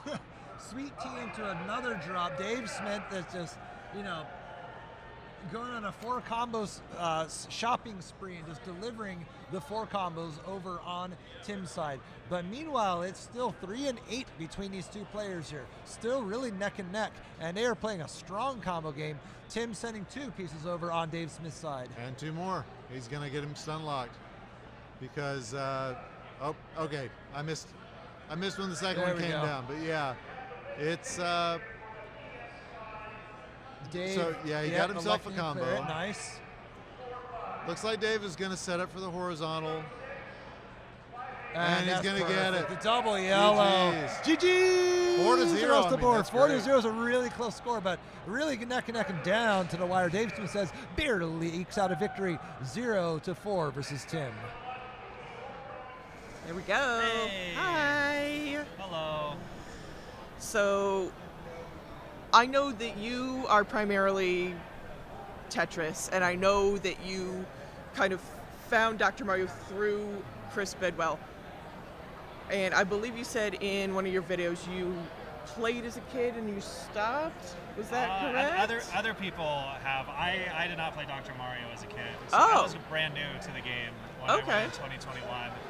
The first time I think I ever saw anybody playing it seriously was that 2019 side event at the Tetris World Championships. Okay. So it was kind of like I went in 2021 not really knowing much, but everybody was so welcoming and friendly. I've heard it compared a lot to the old classic Tetris World Championships vibes, you know, before it exploded. But I mean, I'm starting to see the same thing happen here. This year feels like an explosion. Yeah. There's so many new players. There's a lot of new players, a lot of good players. I was saying we have a handful of people from Canada, including Snipe, who's being interviewed on the DrMC, and Pan Richard, who is one of our top seeds. Yeah, he went undefeated in his very first pool, and it was a pool of death, so it was even more impressive. Yeah, some of those, like... Hey, here comes Scout. Scout doesn't want to miss this. You're not going to miss this one, Scout. Okay. Hey, welcome back to DrMC. We have a special guest over here.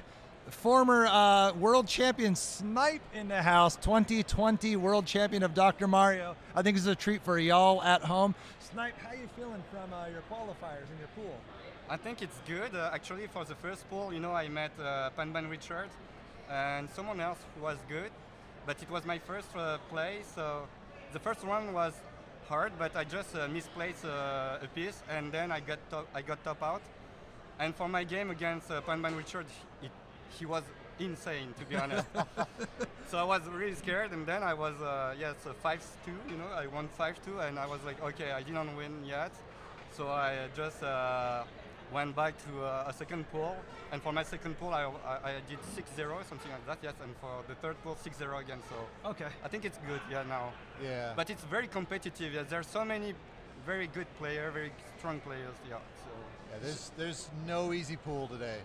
There's been no easy pool all day. Yeah, but I was told that it's more competitive than last year. You know, from Yeah. Because there are less casual players and there are more serious players, you know, like Swang. Right? Yeah, this guy over here. This guy is I'm scared of him, you know. Yeah. Two former champions and a schmuck. So this is great viewing for everybody. I don't want to meet him in the first round. That's it. You know? Oh yeah, right. Well, with your bracket, you know, we won't be facing off in the first round, which is fortuitous in a sense there. But you know, anything can happen. We've seen upsets take place. We've seen some up-and-comers really shine at the spotlight as well. But you know, the one question that I think a lot of us have to ask is, you know, you played the 2020 championships on the Nintendo Switch. Yeah, correct. So I think a lot of us at home are wondering, you know, we're playing on 14. We're going to be playing on 14 high with an old school Nintendo controller. Do you feel like you're adjusted to the original hardware? A lot actually. I just started today, so when I first tried the NES controller again, I felt like, oh my god, it's not the same as the Joy-Cons. I had to hypertype the directions, you know. So it was my feeling. I had to hypertype, you know? So I was like, okay, it's not the same. But then I could adjust after a few games, like I would say like five games, and then I was okay for that. And that's good. I think with your bracket play, I mean, unfortunately, you were a lot of these brackets are, you know, being thrown into the lion's den or thrown into the pool of sharks over here. So perhaps the first pool was like that, but it kind of sounds like you got your footing with your second or your third pool, correct? Yeah, great. Good. Yeah. Because then I could adapt again, and then I got more experience. So I think I'm just learning from my mistakes. So then I adjust again, and I analyzed a lot. So yeah. And you're going to be a force to reckon with for sure. So it's definitely going to be anybody who's up against you they know the prowess that you have, the potential that you're going to bring, and it's not going to be an easy match with anybody that goes up against you. And I just want to, you know, commend you on that for sure. Yeah, but just to mention something, you know, you are the strongest player ever with Pan Richard for me, you know, because I'm very scared of you both. Because Pan Richard is like very aggressive with his combos, whereas you're a thinker. You think a lot about your fancy combos, and yeah, you do it a lot horizontally. So your efficiency is very high, to be honest, and that's why I'm scared, because I can still play with my screen, but then, you know, when I play against you, you're finishing clearing all the viruses. And I didn't even notice that. I'm like, what? He's already finished. But it can be anyone's game, as we know there. I mean, like I said, the nerves are going to go away. The spotlights will be on you. And I think, like I said, there's no safe path for anybody. And I'm really I'm glad everyone is here to do the competing, you as well, to make the trip over from Canada over here. From Montreal. And we truly appreciate you coming out over here from Montreal, taking time out of your busy schedule to come hang out with us over at the DrMC. Yeah, so thank you very much. Hey, thank you very much. I'm also glad to see you too. A pleasure to meet you. I will say, starstruck with seeing you and the rest of Team Canada, and best of luck tomorrow as well. Yeah, for you too. Let's do it. Bye.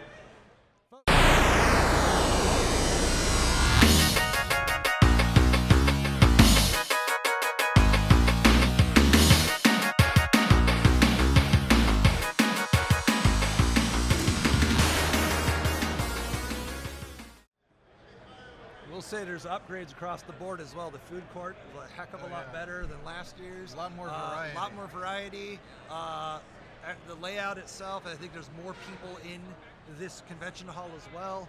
It's just an upgrade upon an upgrade. I said it earlier. We went from a Cadillac to a Bentley. Yeah, this is a growing convention right here. And 3, 2, 1 pills. We got V-Dave on the top right versus Savage Octagon. Flubs on the bottom right, fighting out against. Some high plays there. Very good execution. You need perfect execution up there, and she had it. There we go. Excellent maneuverability there. She had a little bit of a misdrop earlier, but has since cleaned it up and is looking pretty good with this, considering that she is out of the danger, early top out danger with her board.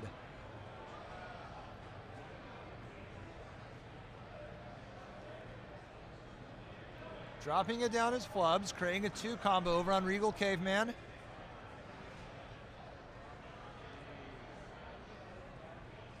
Garbage on top of garbage. That complicates column 5 quite a bit. There we go. A little bit of a stun lock on Regal Caveman's board. Meanwhile, when we take a look over at V-Dave and Savage, they're playing that clean game with strong combos all the way through. Savage sending 2 pieces of garbage over on D-Dave. V-Dave has an early virus lead, which has just disappeared. But the board health definitely favoring Savage here. Savage maintaining the Savage strikes going into this game here. I like how Regal Caveman dropped it all down. He's shaking his head, but it really cleaned up and adding some maneuverability to his board. He is going to drop it down, sending 2 pieces of pain to Flubs. Savage is waiting for this right here. Big drop quad. Oh. And fortunately for Dave, it doesn't. Oh, that was a cool combo right from D-Dave. Back at you.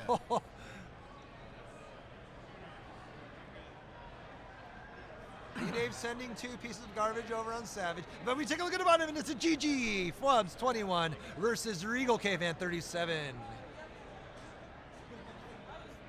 Almost messed up pretty immediately though. The screen threw me off and I got a yellow blue mixed up with blue yellow.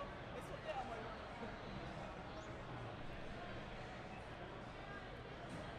V-Dave sending some garbage over there. Sends a 2 combo and another 2 combo. Seems to be a little bit of stun lock over on Savage's board here. Gets out of the stun lock and now has regained her composure going in to destroy the rest of the viruses here.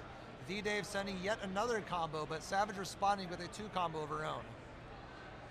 V-Dave debating what to do with that red-blue on columns 1 and 2.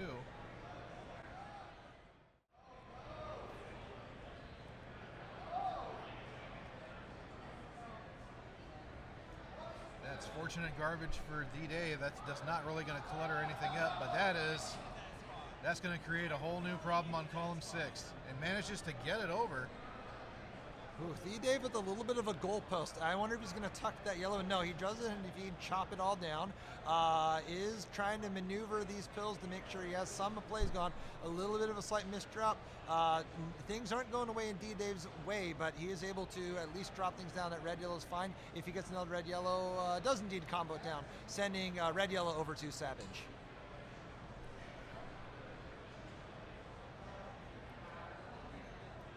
Dave's got a bunch of yellow clears set up. Oh, gets the fat drop. log timber, Fat man. log. Savage is not like Savage that is combo. stunned. She's got a healthy dozen virus lead. Well, that immediately drops to 10, but that was a big, big blow. Ooh, excellent combo from Savage if she drops it down. No, and does indeed, in fact, drops it and takes the victory over the Dave. 0-13, GG's.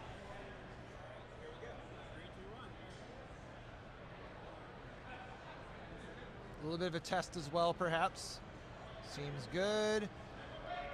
They did make the exact same moves. I think they are good to go. Ooh, narrowing. Yeah, was a problem, but Cujo, medium speed, you can do that. I looked over and Cujo's able to dodge that bullet there. Being able to dodge it. He was at the very top there and really was able to maneuver and drop it all down here. Yeah. D-Dave had him on the ropes. Yeah, he's got a whole new problem in column 3. D-Dave maintaining a mostly clean board here. Well, I'm sending 3 pieces of garbage over on Savage's board here. Savage is going to have to clear up that blue from underneath if she does, but does in fact clear up that yellow garbage there. At the top board here, you really can't rely on that vertical clear up on the top. But Savage masterfully clears it down here and is back to regaining a comfortable position in this board.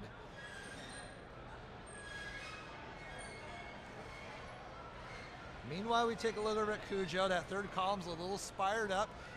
He may have to clear up that red horizontally or attack that yellow from the side. It's going to be really difficult to maneuver, and it's basically set him up where he's a little hamstrung in the center over there. It's going to be tough to get out of that mess. This matchup between Flubs and Savage is actually looking really good right now. I actually like their board health pretty similarly. Flubs has a lot of 3 stacks in the middle of her board. She's just got that one bit of red clutter in column 4. And now she's set up to start dropping a combo with it. But that triple drop is a big time blow from Savage. That's tough going here. Flubs does indeed drop it down. I like how she clears and drops it all down, getting a little bit more maneuverability on her board. Is Flubs setting 2 pieces of garbage and another 2 pieces of garbage and another 2 pieces of garbage. She does have setups upon setups ready to fire up. Is Flubs. Yeah, Flubs still has a lot of combo potential on the top of her board. That's going to take a little bit of that away, but there's a triple. Meanwhile, Savage dropping things down. She is going to go over here, bring it all down. But looking over at the Dave at the bottom there. He's at the very bottom of his board here. 3 viruses to go, and has a very squeaky clean endgame going into it there. And he does indeed, in fact, finish it up. GG 0-32. D-Dave takes the victory over Cujo. Nice tuck double from Flubs there. She's even it up in the virus count. And Savage's board is looking pretty dangerous. Ooh, dodges that bullet over there. Just needs a couple of different things here, but this is really Flubs' game right now, barring no disasters. Oh, nice combo from Savage. Nice split triple from Savage there. She's got another setup going. There's another combo. Savage has got a good number of combos set up as well. This will definitely help. There we there's go. A quick double. And there's another double. And now suddenly Flubs' column 4 is starting to look a little bit dicey.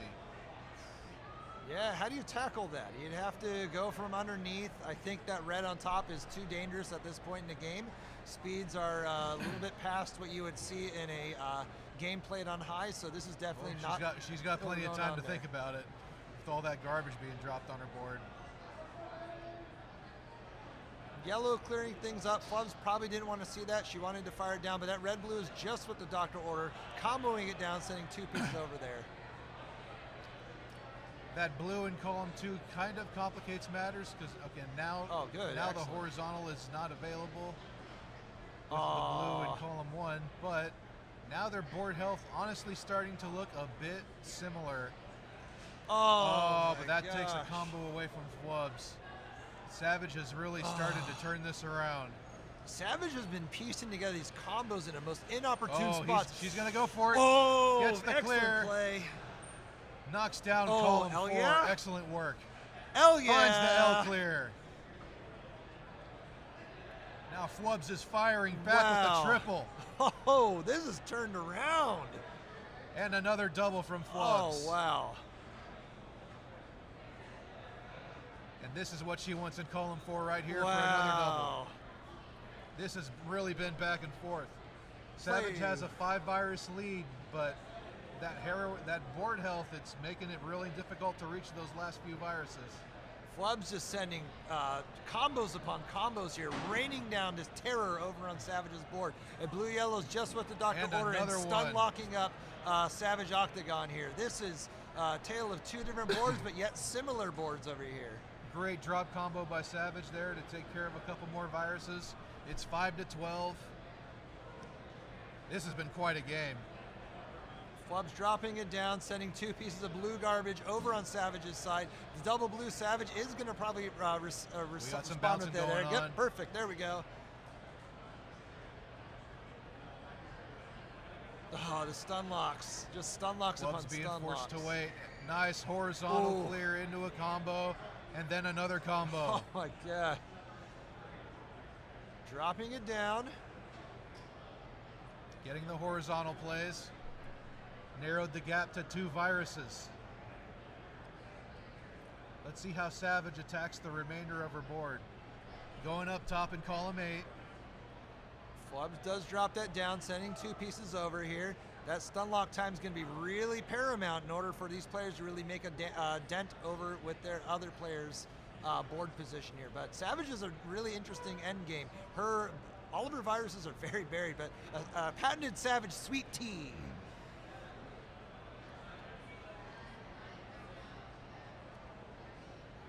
Flubs lands another combo after having been forced to wait for a while, and then lands another combo. She might consider taking that red virus vertically if this RNG keeps it up for her. Yeah, it looks like that's her play now. Oh, wow. But Savage has blown this board wide open. She needs just 1 red and a couple blues, and I think her path to victory is this. And here it is, the double blue. The double blue. Savage takes it. Wow, GG's with them. Holy mackerel. 0-7, GG's across the board. Now, another thing that I think I remember somebody telling me at one point is that there's not actually 6 pills in the game, there's 9. Oh, technically. That's getting very RNG. technical, yes. Yeah. So you might have heard at some point that you get double pills half as often as you get split ones. Yes. The reason that happens is because in this version, the split pills, like red-yellow, for example, is considered to be a different pill than yellow-red. So technically, you actually get the split pills twice as often as you get doubles, and that's why they're more rare. So yes, there's, in quotes, 9 pills, I guess, but yeah, it's more of an odds thing than anything. Yeah, I mean, well, that's exactly why I was thinking of it, because where you mentioned like the disadvantage of needing a double red there, it's not just that you need the double red, it's that the double red is less likely than a red yellow or red blue or anything else. Exactly. Modern versions of Dr. Mario do not behave that way, but in NES Tetris specific, or NES Dr. Mario, in NES Dr. Mario specifically, it is something you have to keep in mind, and it does really dictate what kind of setups you want to try to go for. Because another quirk of the RNG is also that for some reason, and I believe this is just a bug, you are prone to receiving the same pill multiple times in a row, sometimes like more than 10 times in a row. And there's no way to really predict that, it just happens. It's very strange, so sometimes you can just get 14 double pills in a row, and you might say, what are you talking about? I just got so many of them. They're very common. It's like, well, yes and no. Moto playing high in the center here. Not quite in the center, but still a bit dangerous. I'm not sure how he's going to get to that blue unless he can get it all the way over and do a crazy spin. It looks like he just clears out in the center instead and brings it down safely.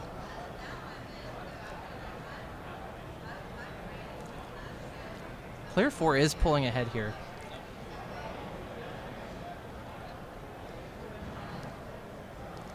He's going to get another combo as well while Moto is trying to sort out his board.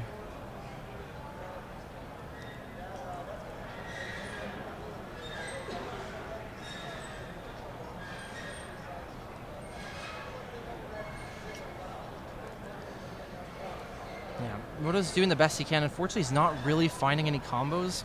and his opponent is just getting to clear away everything unobstructed.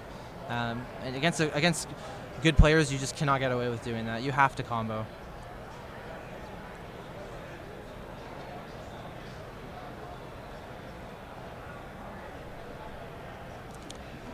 He's finding some more setups now. He's gonna get does not go for the horizontal, but he's just gonna try to clear a little more safely. Will find a combo here finally. His opponent will as well. The quadruple yellow garbage. I can't remember. There is something that determines the color of the garbage, but I honestly can't remember what it is. But it's not completely random. There's something to it. I just can't remember. Yeah, it's always with those RNG things, because we encounter it when analyzing NES Tetris too, where like computers have to simulate randomness. There's no perfect way to do it in code. Mm-hmm. And so nowadays you can do it very fancy ways that are basically random. But back in the 80s or 1990, you're trying to be as efficient as possible. So you're taking all these shortcuts to randomness. Mm-hmm. And you ended up with some really weird, random quirks, number generators that aren't random. Yeah, not in the technical sense, yeah.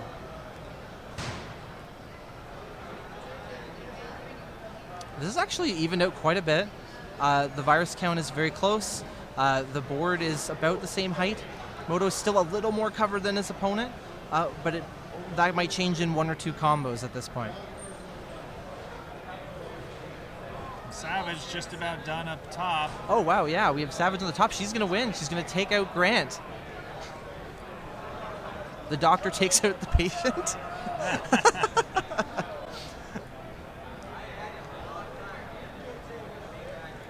Oh wow, Moto has really brought it back in that time. Like I said, 1 or 2 combos could just change things. And now suddenly he's looking much more favored, looking way stronger. I think he's just trying to decide what setup he wants to give up and what setup he wants to go with, and he's maybe nerves are starting to kick in here.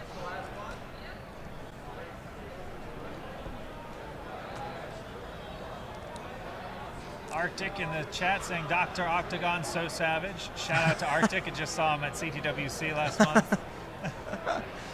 Oh wow, Moto is absolutely free and clear here. He only needs 2 more reds. And and the blue garbage is going to block him off. Oh, was that an instant top out for Flubs? I think they're resetting, yes. Okay.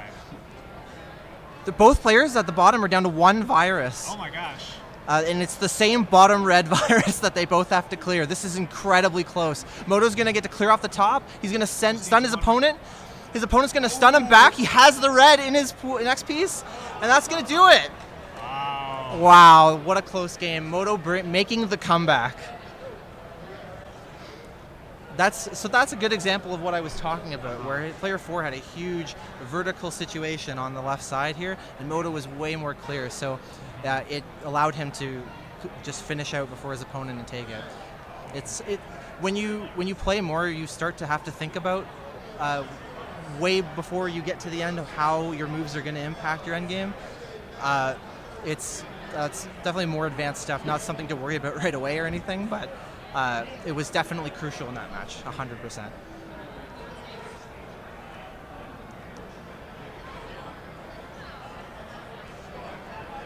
I believe this is the real thing now. Flubs and Grant at the top of the screen. Grant dealing with, can he get it over for the column? Oh, no, he's going to take it. He's going to do the safe thing and not the swag thing that I wanted him to do. He did it earlier, so I thought he might do it again, but probably the safer and smarter play.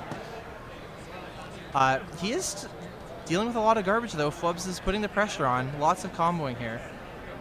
Yeah, this has been a good showing by Flubs this weekend, because I saw in the statistics when I was looking at it, some recent players, I don't think Flubs has ever won a match in the speed tournaments. So I know that Flubs took a hiatus quite some time ago from the speed tournaments, so that's going to impact the numbers a little bit, I think. And also, Versus is just a different game, so that may just be her strength. I mean, she's doing fantastic today. Oh, yeah. Taking down every player we've seen on stream so far. Yeah, the games she has lost that I've seen have been very close, and I'm talking like 1 virus remaining losses, and you can't be mad about that.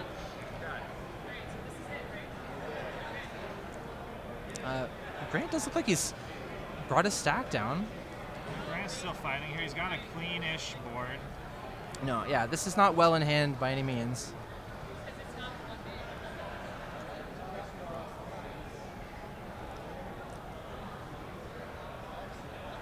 Feels like Flubs might be steering away from combo setups and trying a little harder to just clear out because she feels like she's right at the end. The temptation to do that can be very strong when you just feel like you're so close, but that's you can't let the game get away from you when you do that.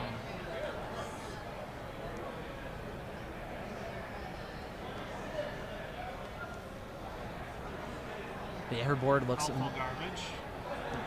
Unhelpful garbage for Grant. He is going to get a nice combo now, so we might see if we get some helpful garbage. I'd say that's quite helpful. It's sort of locking those viruses in the bottom right away.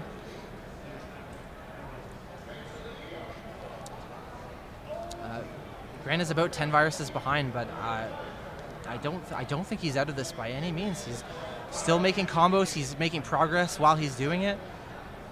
Among these top players, what is kind of the biggest reasonable comeback that you can do in a game like this?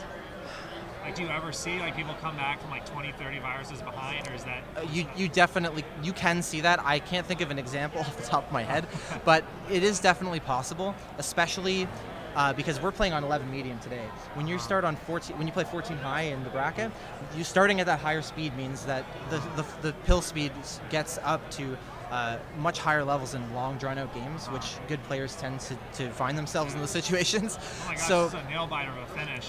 Oh yeah, Grant only needs one Grant more is yellow. Wow. Oh.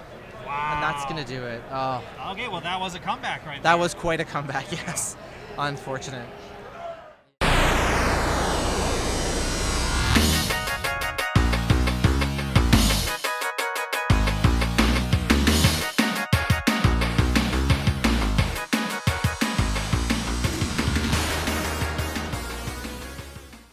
The opponents are rotating for some We are rematches. getting our final pools underway. I believe we have a total of 28. 28 pools?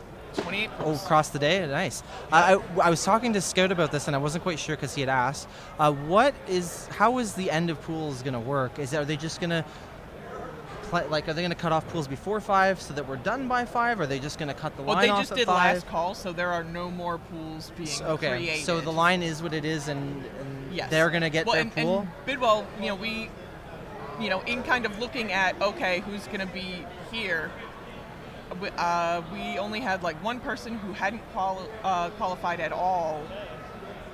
We actually got them moved up into a different pool. Mm-hmm. But then everybody else, we kind of looked at, okay, what was your win percentage? And we went with lower win percentages. We had people who were like 6-1. I think Snipe tried to get in again, and I looked at him and I said, no. No, man, we got to let people like, on the bubble have a chance to you play have there. 2 100%. You're fine. He played 2 pools and he X and O'd both of them. 100%. I think he was in 3 total. We're like, stop it. No. So, people who were like 5-2 in their brackets and lower, we went with, because it's we feel right now it's kind of the if it's people who are 6-1, in the pool, it's just kind of jockeying for a better position, and really what we want is more unique people to get a chance. People more in the bracket, kind of things. So we thought that was the fairest way to do that. Fair enough. I'm assuming that people who are like right on the cutoff are very happy about that. Speaking of that, Flubs is. I feel like she was quite ahead a moment ago, and now it feels like Horn Doctor might be making some moves here. But he is still quite high at the top of the board. And that's the thing that worries me, is that he's so high on his board. But Flubs knows what she's doing. She's done a lot of speed, she understands kind of the I guess, kind of the meta of playing it this way. Like, she gets a triple right there really easily. Oh, yeah. No. And then Horn Doctor is going to The pressure was top too out. much. He's going to top out, and Flubs is going to take it. Yeah, we've seen Flubs play a lot. She was playing in the pool before this one. Also, I had some matches on stream with her.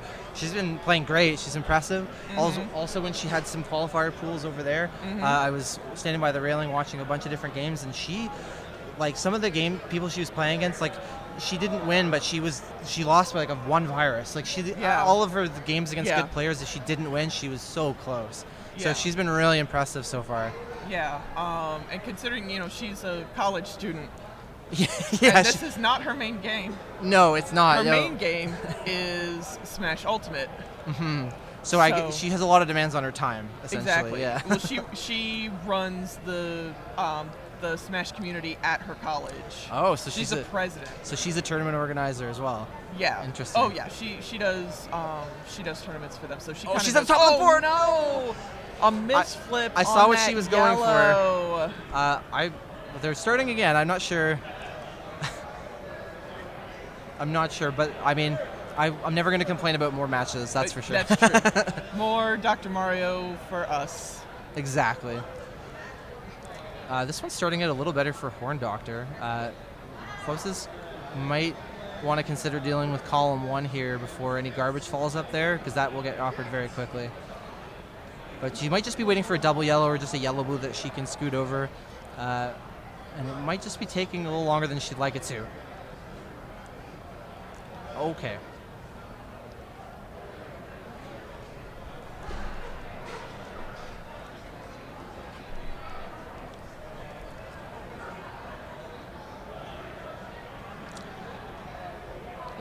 Oh, there's a double blue setup here, and it gets blocked by the red at the top of the screen. Very unfortunate. We've seen this happening a lot this weekend with people getting these aggressive setups at the top, then just getting unfortunately punished for doing it. Yeah, I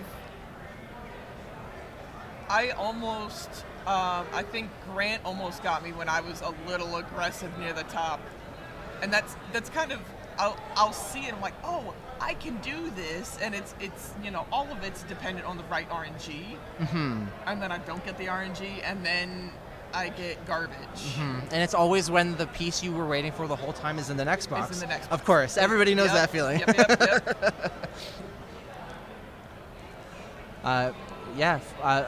Again, not sure if this is an actual pool match, but if it is, Flubs is looking real good. I do like that combo that Corn Doctor just pulled off. Very, very nice. Oh yeah, he is absolutely doing what he needs to do. He's finding setups. He's making combos. That the spire on the left side though is really, even if he's managing now, he has to be thinking in the back of his mind while he's doing this to figure out a plan here so that it doesn't come back to bite him at the end if he makes it to the end of the game. I hope. Okay, he does not use the double blue the way that I necessarily would have. Again, doesn't mean that's wrong. It's just a different play style. For sure. He also could be clearing this yellow. Now if he gets this blue, the reds will fall in combo and lower his stack.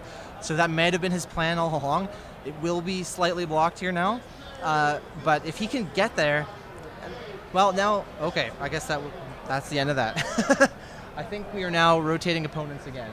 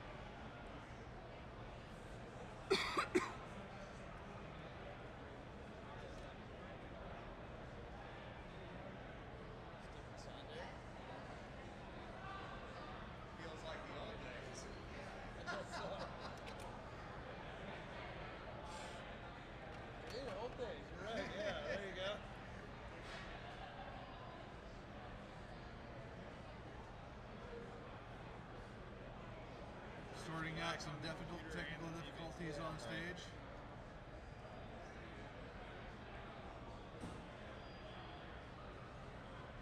I was getting a signal, so that was better than 0. You guys, football ball?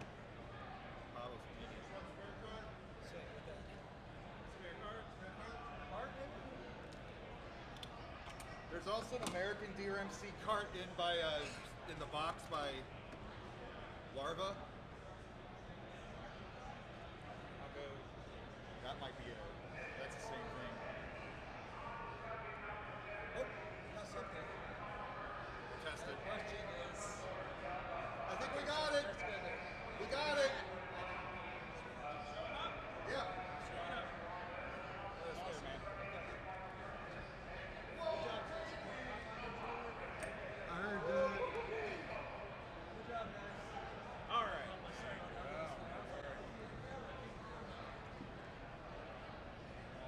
You good with that controller? You good, sir? Get your stuff up to the left. You all right? Well, yeah. I was just sneaking on by here. Technical, man. That was. All right, so it Bringing it looks back like we old got school. the issues sorted out, and we're just about ready to go with the next qualifying group. There are 22 minutes remaining. Oh, I see. On the top there, we have Mr. and Mrs. Getsy. Similar story to Doc. Couples that play Dr. Mario together stay together. I love it.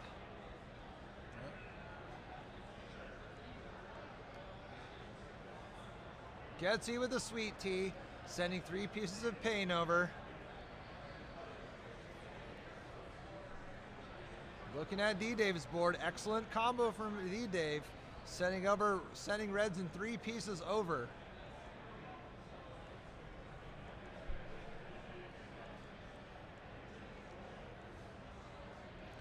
D-Dave playing it nice and clean, handling that double red rush.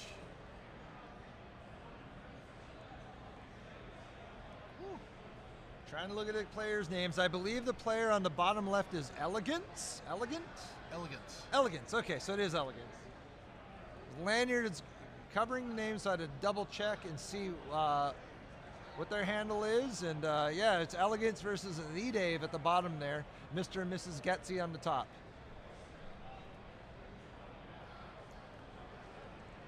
We also had a player earlier named Brute Force, so maybe there's a philosophy battle going on. Elegance and Brute Force. I'm personally on team Brute Force. And but why not have both, you know? And speaking of Brute Force, Getsy, Brute Force took a win and just demolishing and going to the clean victory, 0-18.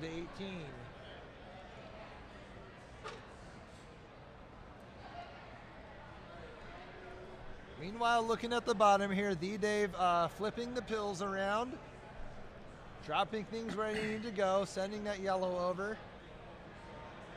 Elegance responding with 2 pieces and another 2-piece combo over on D-Dave's way.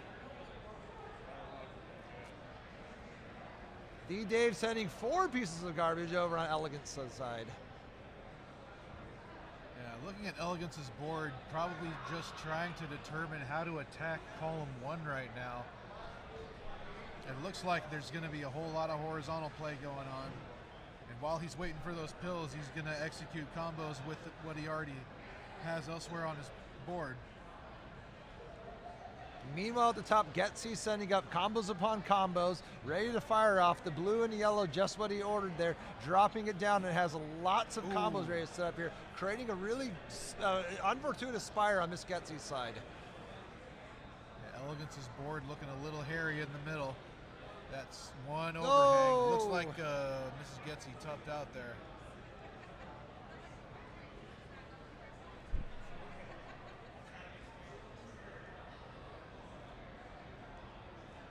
He might be just playing a few extra games while waiting for the next round. It could be, yeah.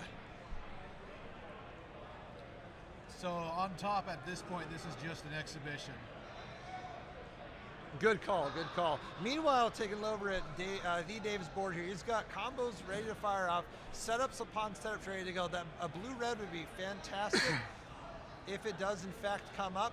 Now any blue with any other pill color that's non-blue will really fire it off and do some damage. Elegance just got stuck with a slew of red yellows and didn't have much to do with them. D-Dave seeing that red yellow, dropping it down. Yellow blue, and he does in fact drop it down, sending 2 more pieces of garbage over on Elegance's board.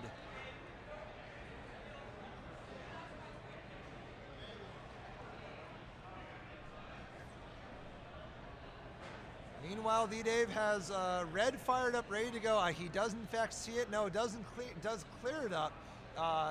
Oh, that's not what D-Dave was looking for, but he's looking to drop things down. Nice job getting it all the there. way to column 7. That's not easy to do at this speed. Dropping it down.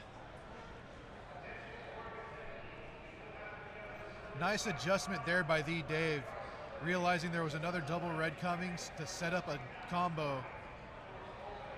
Drops it down, sends 2 more pieces to Elegance's way. Dave has really turned on the Jets in the last portion of this battle over here. He holds a 9 virus lead over. For the fat log. Oh, fat log, let's go.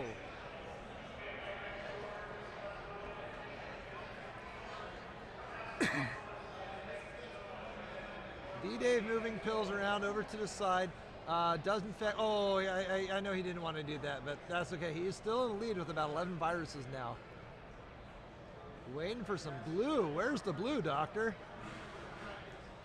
Yep, still needs a slew of blue.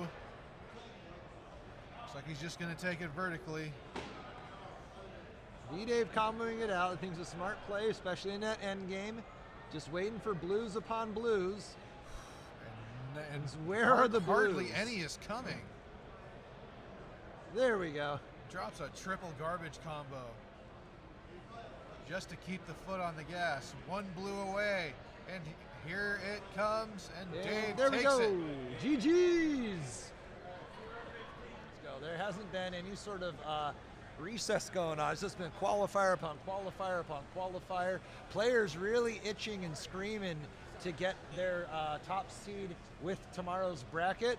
I wonder how many undefeated records we have going into it here. I think we had 3 plus there, about 13-ish last time I checked. So wondering if that number's increased.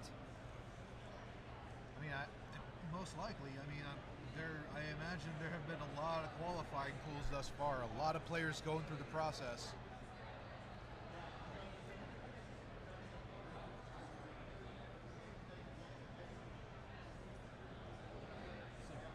Matt L and D-Dave going at it.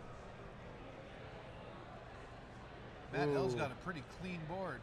And he's really cut off D-Dave's right side here. D-Dave hoping to expose that column here. He is going to drop down a little bit, but he's going to have to address that soon, or he's really going to lose that mobility in his 7th and 8th column. All he needs is a blue in that column to address there we it, go. And then he knocks it down. Then gets the drop combo. Nicely done.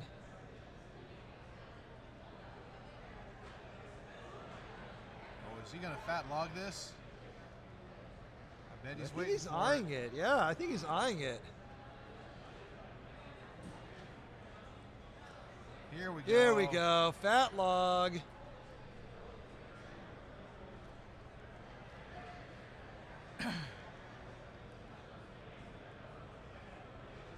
D-Dave with some horizontal clears. Trying to expose his top line a little bit better, devoid of anything red. So red's going to be strategically used in order for him to apply the pressure back on Madel's board, who has a commanding lead of 18 to 36. But as we know, no lead is safe. Yeah, 21 virus difference right now between the two players. Relatively clean board for Matt right now. Another drop combo to further gum up the works on D-Dave's board. Is D-Dave, yes, sweet tea for D-Dave, dropping into more. That's going to send 3 pieces of pain over on Matt L's board. I like what Matt did with his previous pill before all that garbage dropped down to set up the horizontal clear on the bottom so he could get that drop combo.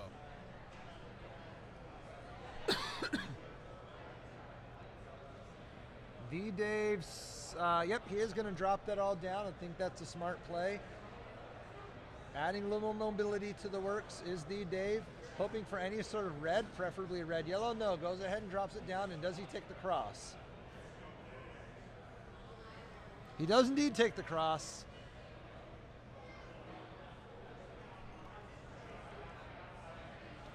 D-Dave just trying to delay him further and further. That's another drop combo from Matt, though, and another one coming up.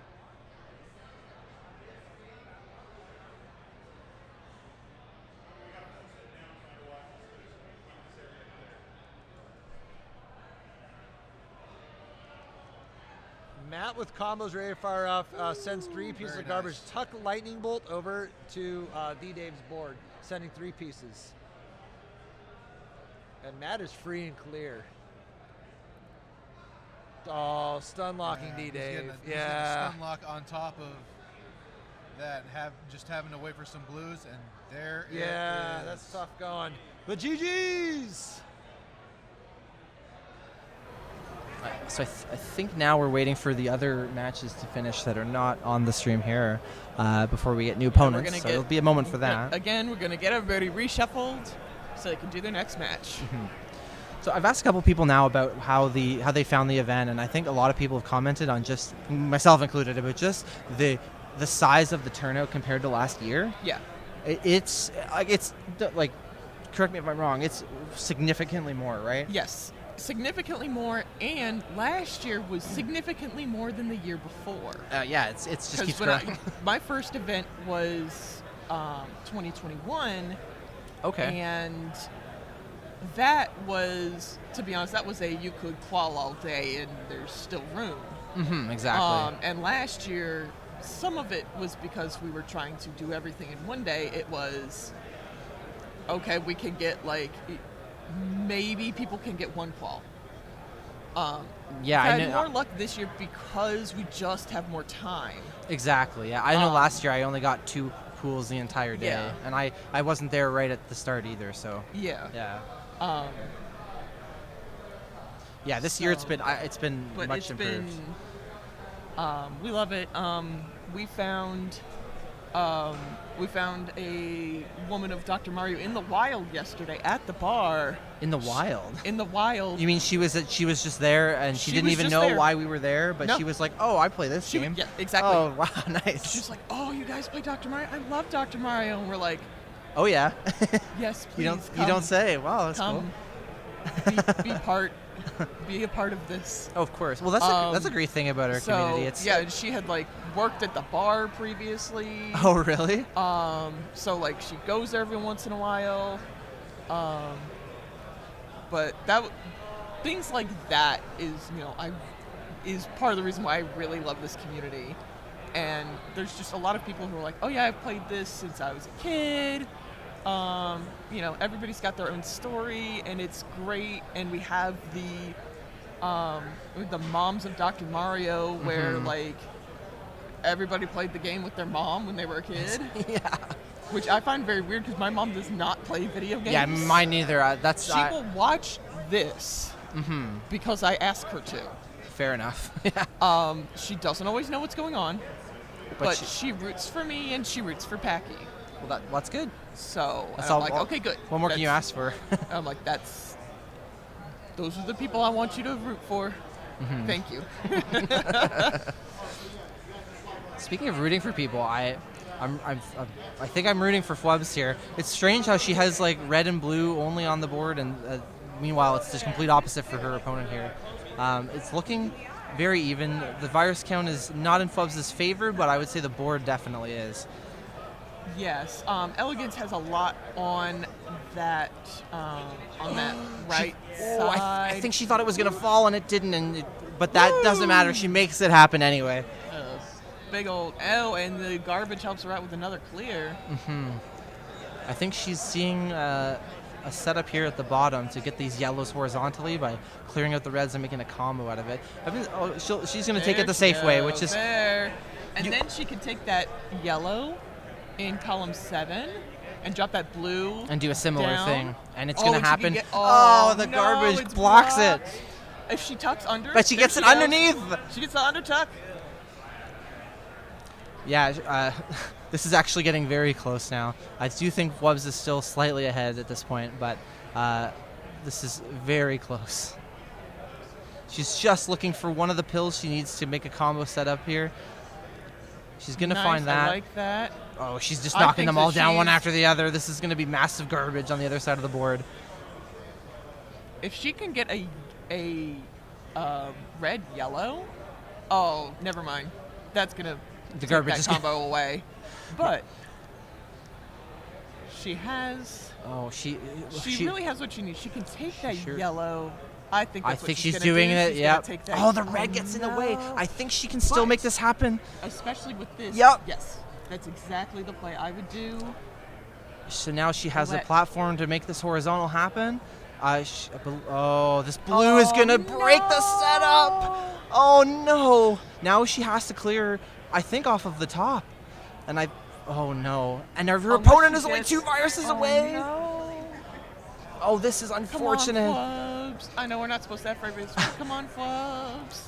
Oh, and the double red's going to come. That's going to do it. Oh, that is a heartbreaker. Is a heartbreaker. Absolute heartbreaker. GG's.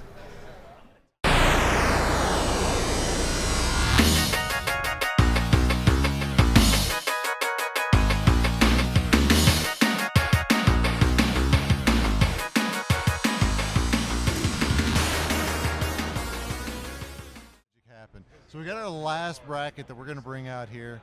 And so we got Moto, we got Chris Bidwell, we got Rob Burrito, and... Not quite yet. And what is your name? Bang. J Bang. All right. I've had B Money, A Cat, B J Bang. All right.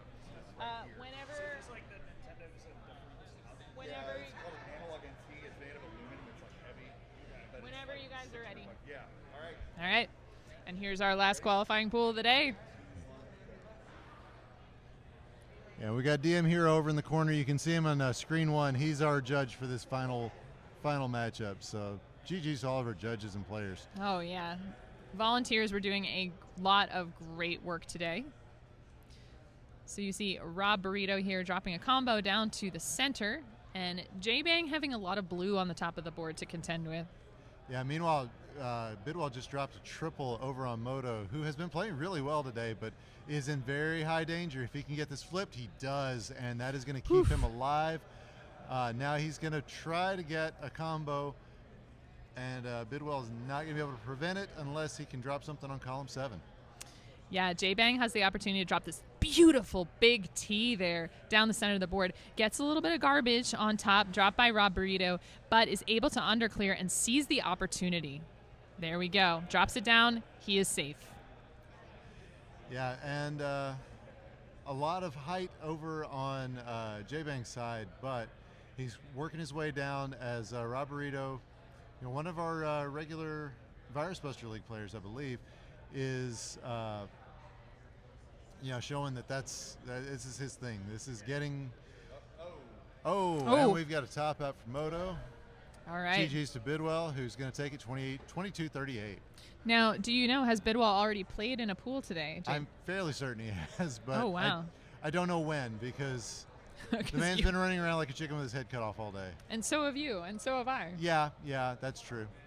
I played Rob Burrito earlier today, by the way. He was he's a really good competitor. Nice. I know that he's been on the Virus Buster scene quite a bit, right?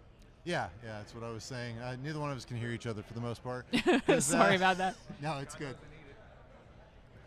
All right, and J-Bang with 29, Rob Burrito with 26. These boards are kind of messy, liking the shape of Rob Burrito's a little bit better there, taking off a nice combo and another one right in a row. J-Bang in a little bit of a pickle here. He can bridge it up, but that might be too dangerous. And honestly, the garbage that Rob Burrito's thrown out there is really doing him in. And one triple, and it's over. There it is. GG's to J-Bang, GG's to Rob Burrito.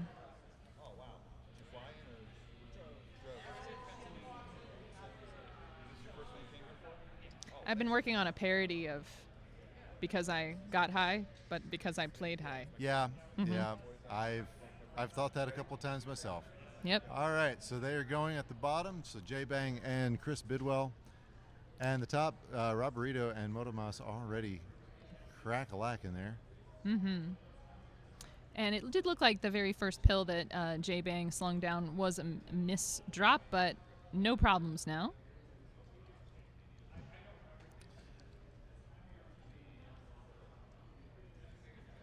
Ooh, and Rob Burrito up high there manages to bring that big stack down and get a combo out of it. Yeah, J-Bang having the same issue, was playing pretty high, but now it's just that one yellow virus, and that's going to be tough. Hard to underclear, too. Yeah, Bidwell has got an opportunity here. It looks like J-Bang's going to go for a horizontal. That is a smart play. That is a very smart play. Especially and look at that. That horizontal in particular, very, very smart. That was a combo down. It's been so cool to see these players that I have not heard of before or seen just making great moves, making great plays. Just it's really awesome. Yeah. I wasn't here last year, but I've heard from a lot of players who were that the quality of play has just gone another step up this year. Mm-hmm. And we had, I think, over 200 qualifiers go through. So we had, this is our 28th qualifying bracket today. I don't know if that counts the immunity pool or not. Oh, yeah, that does not count the immunity pool. Well, there you go. Yeah. The, let's see, we got a nice close game here on the bottom. 27 for J-Bang, 25 for Bidwell. Up top, Rob Burrito with a little bit of a lead here, but a very clean board except for that Spire in column 2, which is going to be a little bit of a mess. Yeah, but as you say that, Moto's got a very clean board as well and is dropping some combos down. He's all four of our players staying about the same distance on speed. And, that just says... Ooh. Go ahead. What do you see? Oh, I just saw Rob Burrito looking a little rough here, but this red-yellow is going to be excellent for a combo. It does not take that combo. But gets one anyway. All right. Ooh.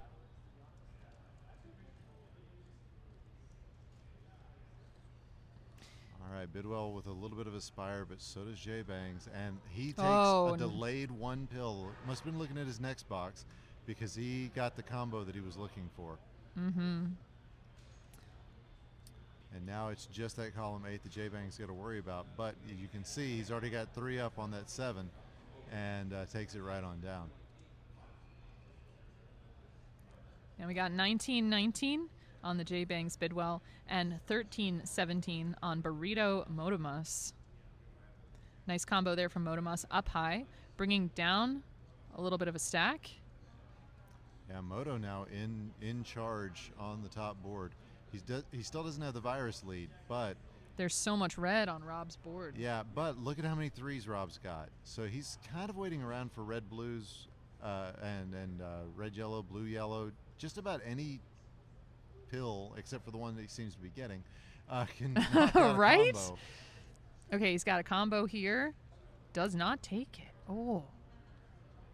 So yeah, a lot of 3s. That's what we like to see for our players when they're Now playing we got versus. 11 for J-Bang, 15 for Bidwell. Yeah. One thing is tough as you keep playing is columns 1 and 8. Often hard to get your pills over when the speed gets up. Which, that could be an argument for rolling or hyper tapping, but, those are just bad words here. We don't want to talk about rolling or hyper tapping. But yeah, at the higher levels, it is harder to get that over there. But these players are just playing in the upper 30s. We're expecting to see speeds upwards of the 50s tomorrow.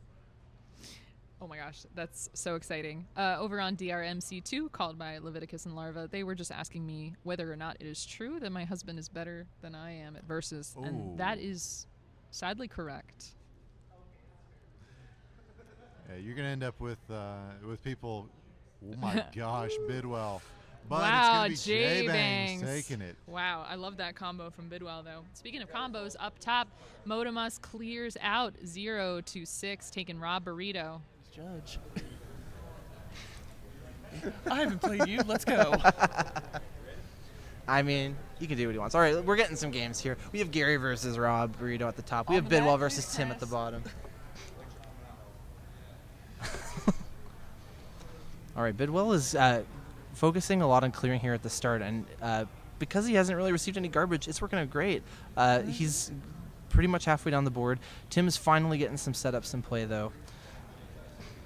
He does I believe that blue-red is a misdrop from Tim, but I think he's going to be able to get something out of it. Perfect. And now he's going to have a double yellow setup as well. Meanwhile, Bidwell is taking down combos of his own.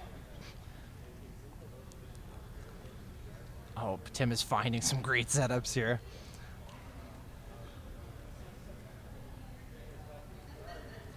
Little starved for yellow access, but he's just getting all red-blue pills, so it's not really a big deal.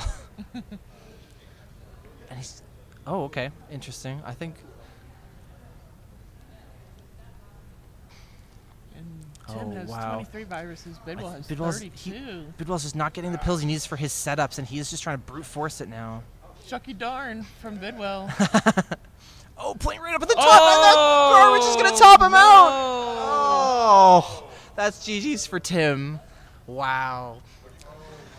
Can't be careless at the top of the screen. We said it many times. I saw that and I was like, no, Bidwell, you're making the mistakes that I make. Don't sometimes, do it. especially when you you see you've got the pills coming, you know you can down press fast enough to do it, and then the garbage just gets you at the worst time. And you're just like, oh no. But it's so tempting. You're just like, I can do that. I know I can do that. Come on. It tempts me every time. Oh. Every time. We've got Gary and Rob at the top. Rob Burrito with a much cleaner board. Gary with some spires to deal with here. Is he gonna? He has a red-yellow setup at the top. He needs left. blues. That's to make progress. He's gonna need some blues. You're absolutely right. So, and then previously he was getting a lot of not blue. Oh, he's gonna look at this combo from Rob. Down press. He's got that tacky down press. L into a drop. He's gonna make another one, and Gary can do nothing but watch as he's just stun locked here. This is like a masterclass right now. 100% cut off, can't get out of it. Yep, and here comes another one. He even need to horizontal out. And another one. Oh, and this is brutal. Oh, Rob that is just good combo there. If Rob Burrito makes it to the bracket tomorrow, not to count any chickens, but this play is incredible. I can't believe this. That's one virus left, uncontested. He's gonna get it, and that's a good game. There he goes. Wow. GG's to Rob Burrito. GG's to Rob Burrito. He earned that one. What can you say? So we're gonna have Missy and Bidwell up on our top, and then Rob Burrito and Stacks on the bottom. And Stacks is going to try to pull a Packy and try to be out of frame. All right, I believe they're both underway. Oh, both players at the top are going to get their first combo at roughly the same time. Bidwell finding some great combos. They're going back and forth. Fans. Just when one of them makes a combo, the other one is right behind.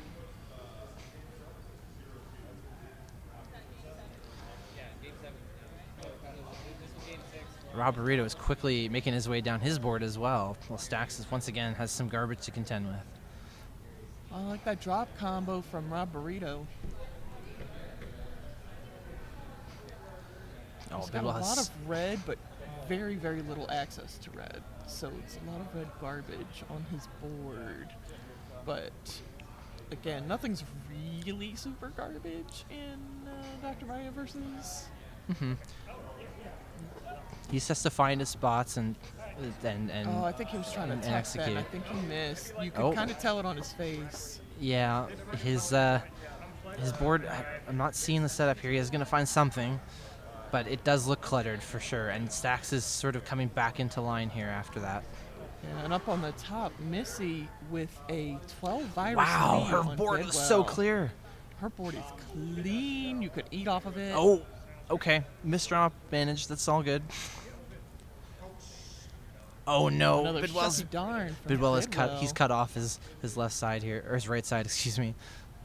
Gonna find a setup. He is gonna have to try to clear some things out. He really needs some blue. Wow. Very nice triple That was some combo amazing top of the there. screen play. He's Grabs going to some find of that another combo, trouble. and it's going to rain down on There's Missy here very still shortly. a bit of just, there we go. Now he's going to chop Yeah. all that down. Executed well. He's a lumberjack, and he's okay.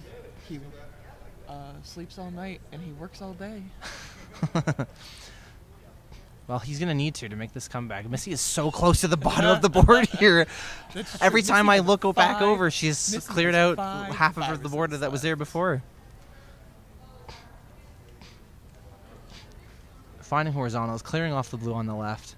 This garbage should be all right. It might make that bottom right blue a little tricky. She's been gifted a little yellow-red setup, and she is going to take it. She just has those 2 blues. 2 blues left to go, but any piece of garbage can turn this around. And Biddle has some combos coming up, and the garbage is going to cover the blue. Oh, she's going to have to... Ooh. And Bidwell's has 4 viruses left. This is absolutely winnable. Oh. This is wonderful. Missy is You love doing to what see she needs it. to do. She's got the blue cleared up. Oh, She and gets a some helpful very garbage. Fortunate blue garbage. Oh, she's one blue She's down to away, 1, but she's and stun Bidwell locked. has 3. And oh my! Oh! Missy won by 1 Virus. Oh, what a nail biter. GG's to both the players. Oh my goodness. And on the bottom, Rob Burrito is going to clear out against Stacks and take that one down. Wow.